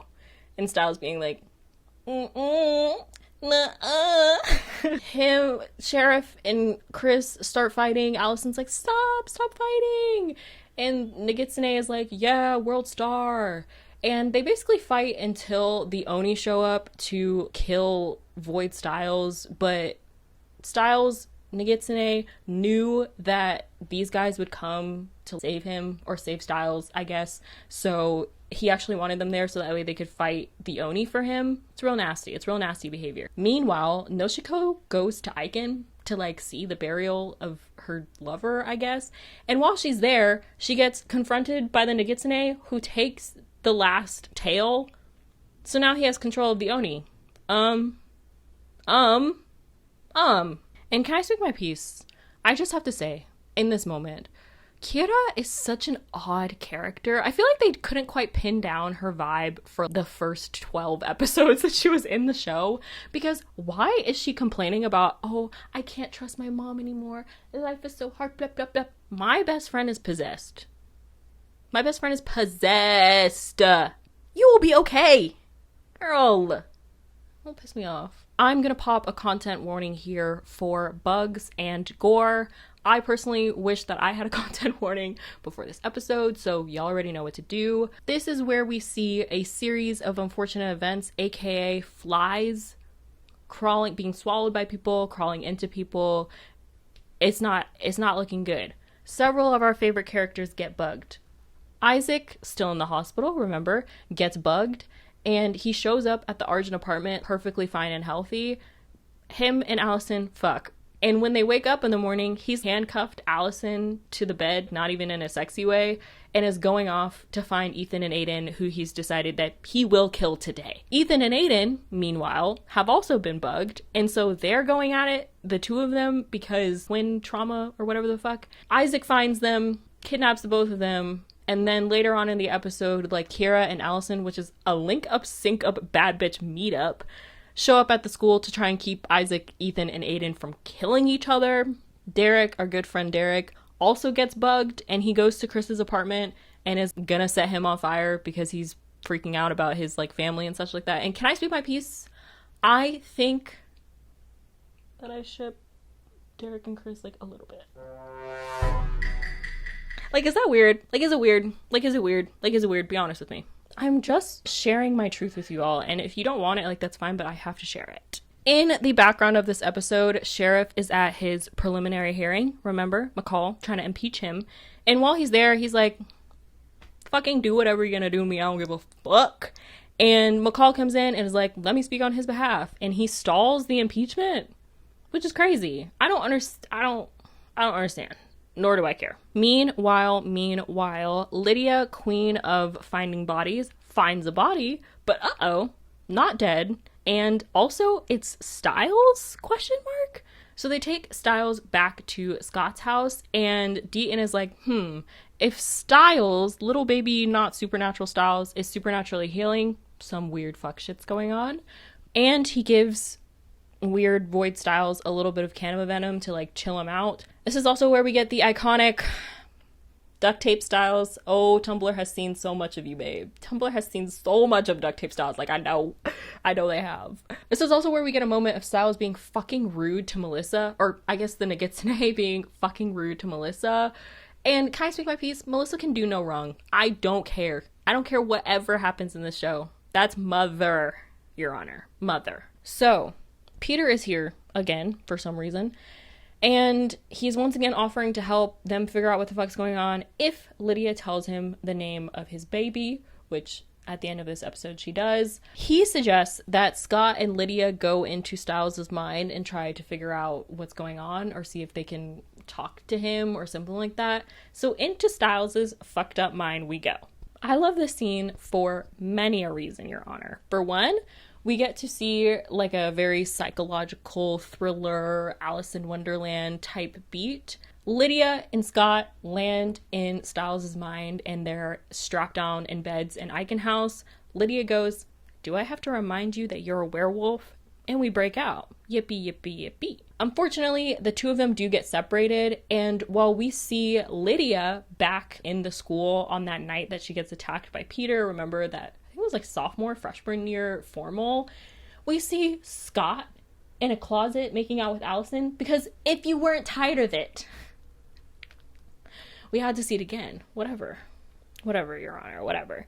And what I like about this bit, though, is that it's so creepy. Very uncanny valley of something is off about this. And that uncanny valley feeling grows until they realize that none of this can be real. And once they do that, they find themselves back in that white room, remember, with the tree stump in the middle.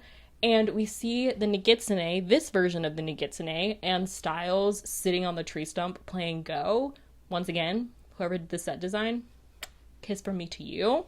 And this is where we get perhaps one of my favorite Teen Wolf moments of all television. Styles is part of your pack. What? What do you mean? He's human. But he's still part of the pack, right? Yeah. Yeah, of course. So how do wolves signal their location to the rest of the pack?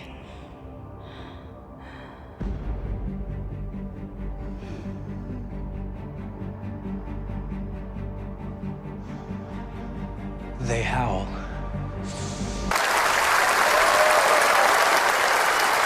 I simply have no crumbs, Your Honor. Like, I have nothing else to say. No notes.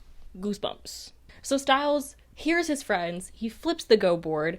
Lydia and Scott leave his mind. And then back in real life, Styles vomits himself. Real weird and also strange. It's like that, I guess Athena popped out of Zeus's head, though. Whatever. Something about birth. They try to figure out which Styles is the right Styles, but meanwhile, the wrong Styles kidnaps Lydia and fucking dips. And mind you, the chaos of watching someone throw up themselves would be a lot, so I get it. But now we have to find Lydia. Penultimate episode of season 3. Can you believe it? Okay. Episode 23 is called Insatiable. Now, we've already established that Styles and the Nogitsune are separate entities now. There is a moment of being like, am I him? For Styles to figure out if he's actually himself. The Oni come, test him, he is himself. Yippee, yippee, yippee. However, we do see that the Nogitsune, who still looks like Styles, has taken Lydia to Aiken, where he's like holding her underground for some reason, and is saying that he took her for an advantage. Also, he's saying that Styles is dying, but this is information that none of the crew know quite yet. We also see our friends get debugged. Thank God. Because Chris and Derek, like, how am I supposed to have this ship if you guys are always trying to kill each other? Lock in. We get a Sheriff and Styles reunion. Yippee, yippee, yippee. And Noshiko is trying to teach Kira how to play Go, and once again, Kira is being dramatic. Girl, your mom is trying to tell you that Styles and the Nogitsune were playing Go in his mind. It's probably important. Maybe you should lock the fuck in. If you want to be a part of the Scooby-Doo gang, sometimes you gotta go with the bullshit, okay?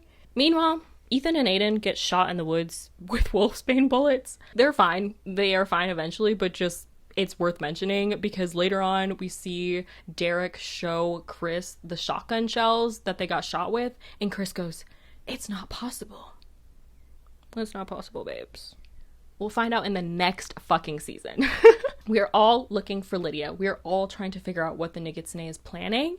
And our good friend Meredith shows up at the high school and says that she's ready to tell the boys the full story. Now, in this scene, truly Beacon Hills is small towning because the head orderly, remember that mean guy, shows up at the high school and him and Coach know each other? Very strange. Beacon Hills prequel series win. He is trying to get Meredith back. Coach, who's like, this guy's an asshole, inadvertently kind of helps the boys take Meredith back to Scott's and avoid the orderly. So thanks so much, Coach. When they get to Scott's, of course, McCall is there. Go home. Do you have a home? Do you have a home, Your Honor? I didn't know that I was housing you. And we get this incredibly silly interaction where Styles tries to introduce Meredith as his girlfriend, and she's like, "You're not my type," and she says that Isaac is her type, which is literally so fucking funny, Your Honor. Meanwhile, our good friend Allison is kind of staving off anxiety, waiting for the shoe to drop by essentially finishing her hunter training. Remember, there's that ceremony of creating your own silver bullet when you're done. She decides instead to make a silver arrowhead, which fucking eats, by the way. And her and Chris once again have a conversation that makes me tear up, where she is like, "Listen, I need to know that I said this to you. I love you. I'm proud of you. We're going to figure this out." And I love them, Your Honor. I'm in love with them. They're wonderful. And once again, I just have to applaud Teen Wolf for their ability to develop characters. It feels so much like shit in the show happens, and it doesn't just happen and then the characters move on and we never think about it again. Things in Teen Wolf linger, which makes it so like characters' decisions, their motivations feel very pronounced, feel very defined, feel very grounded in something. Because if things didn't linger, if you didn't have the fact that like her mom has passed last season and Chris has watched so much of his family not only manipulate his daughter, but also like pass as well, like you just would not feel the same about their dynamic and about the kind of things that they get up to this season. Like it makes them being hunters, but not even really hunters anymore. Like it gives a different flavor to that whole dynamic. I love it. Now, we put together all the little bits and pieces. Styles and Meredith talk about the coup de foudre. We have Allison with her arrowhead. We have Kira learning about Go. All of which brings us to a showdown at Aiken. Oh, I forgot to mention, at some point in the episode as well, Allison and Isaac find Lydia's car. No Lydia. But they do find a note that says, "Don't find me." So, important to note. At Aiken, we have the Nagitsune, who is basically using Lydia to sense when he's close to death, so that way he can call forth the Oni, which he does. So now we have to fight the fucking Oni. Guys. And honestly, we're not doing well. But then, Allison shoots the Oni, and it explodes. Huh, that's crazy, because before her dad just shattered the mask. I wonder what's the same about that situation that made that happen. Unfortunately, immediately after, she is stabbed through with a katana, and Allison dies, bro. Isn't that insane? They killed off a main character. Oh, Your Honor. It's a very beautiful scene between her and Scott. I watched a video where the Teen Wolf cast were trying to remember what Allison's last words were, and they couldn't remember. But anyways, it's, "You've got to tell my dad." I think that her arc for this show, especially season 3 and perhaps just particularly season 3, is done so well. It's done so well, and it's so crazy to me that they bring her back for the movie. I know a lot of people don't consider the movie canon, and I haven't even watched it, so I can't even give my opinion, but that fact alone will keep me from any of that. But I digress. So Lydia is mad that people are here anyway, because she knew that something like this was going to happen. And we hate to see it. And in respect for Allison literally dying, they changed the ending song of the episode to a sad one, and I can really respect that. I can really respect that. In the arms of the angel. Guys, last freaking episode of season 3. We did it. You did it. We did it, Joe. The beginning of this episode is literally so sad. We open at the sheriff's station where the survivors of last night are telling the story of what happened. We get like a flashback of Chris coaching Scott what to say to the police about Allison dying. And you're just forced to face the fact that Chris has gone through so much in this show, Your Honor. He's had so many people close to him die, lie to him, manipulate people that he care about. Like, it's insane. And later we see him come back to his apartment that now I guess it's just him and Isaac, and he's like, "It's okay, I'm fine, I can compartmentalize." And Isaac, little baby boy, is like, "I can't."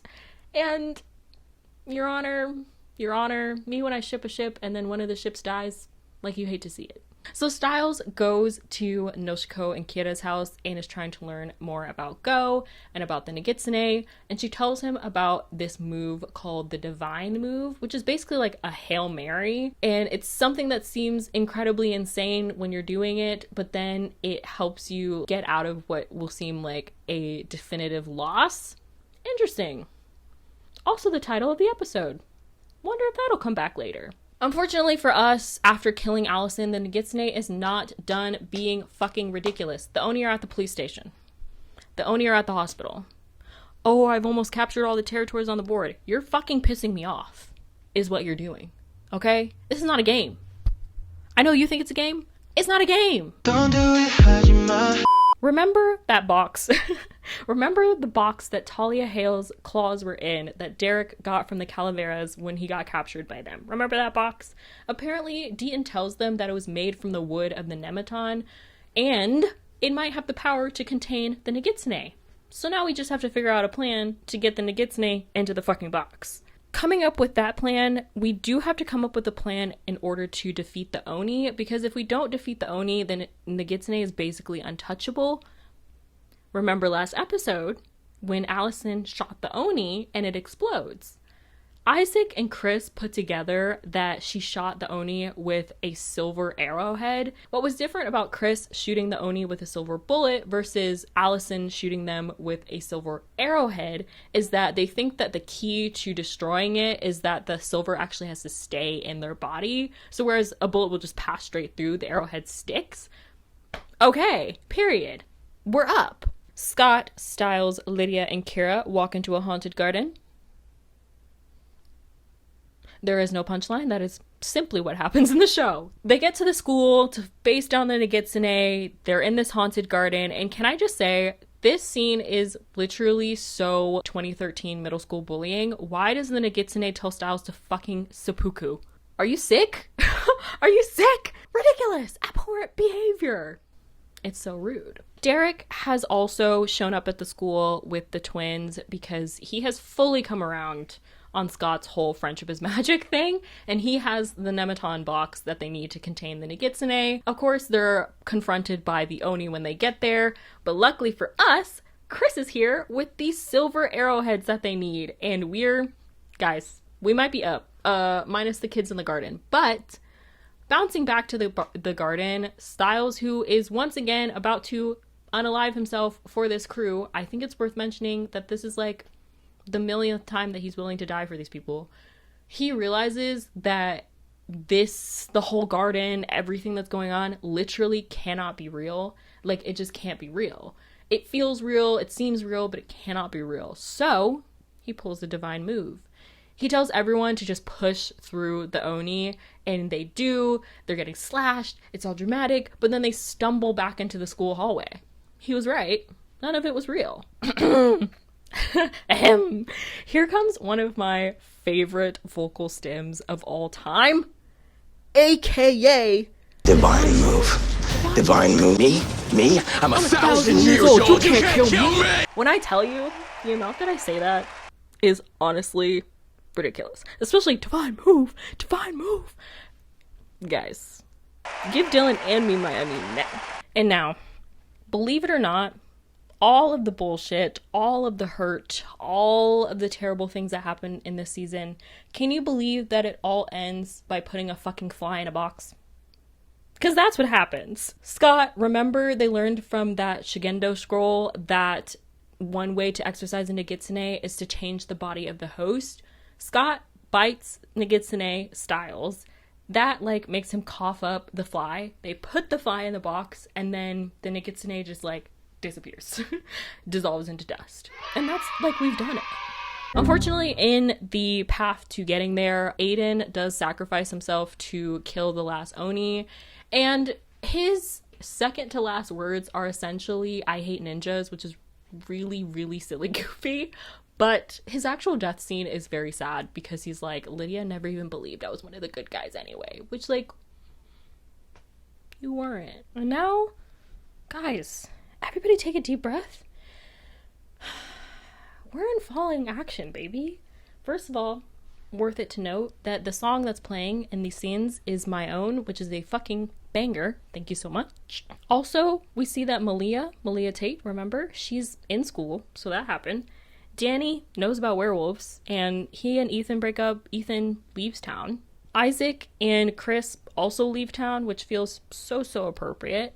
Styles takes down his crime stuff. Guys, it's crazy. Also, Deaton gives us this idea of regression to the mean, aka the fact that things can't be all good or all bad. At some point, a system will try to reach equilibrium, but also that means that if things are at the equilibrium, that there's a chance that they will go to all good for a while or all bad for a while, so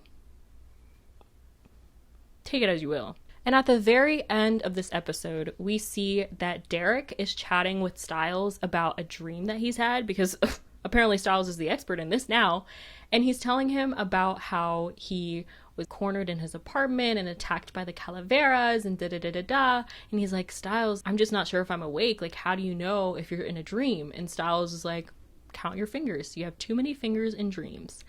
And truly, this is the Chekhov's gun fucking gag of the season, because Derek pulls his hands up and he has Too many fingers, ladies and gentlemen.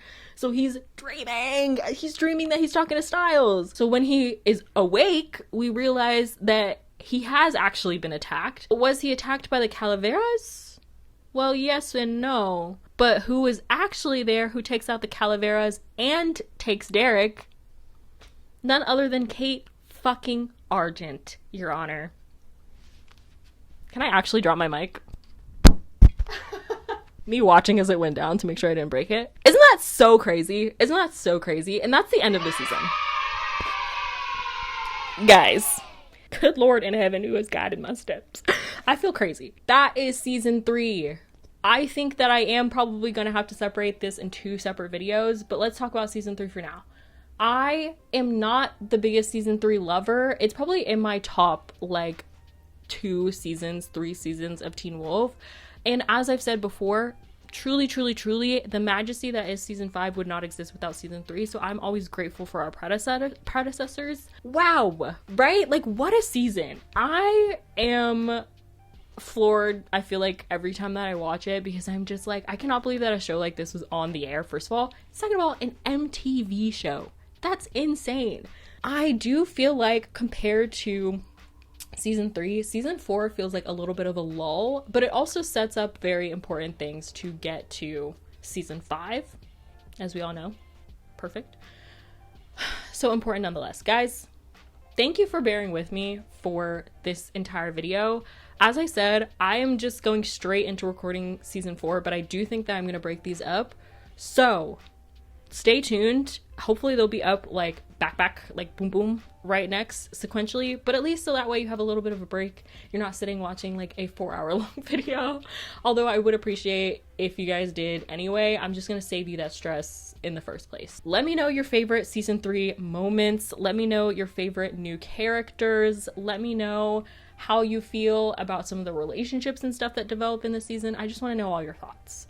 And until next time, which will be very soon, I'll see you later. Bye!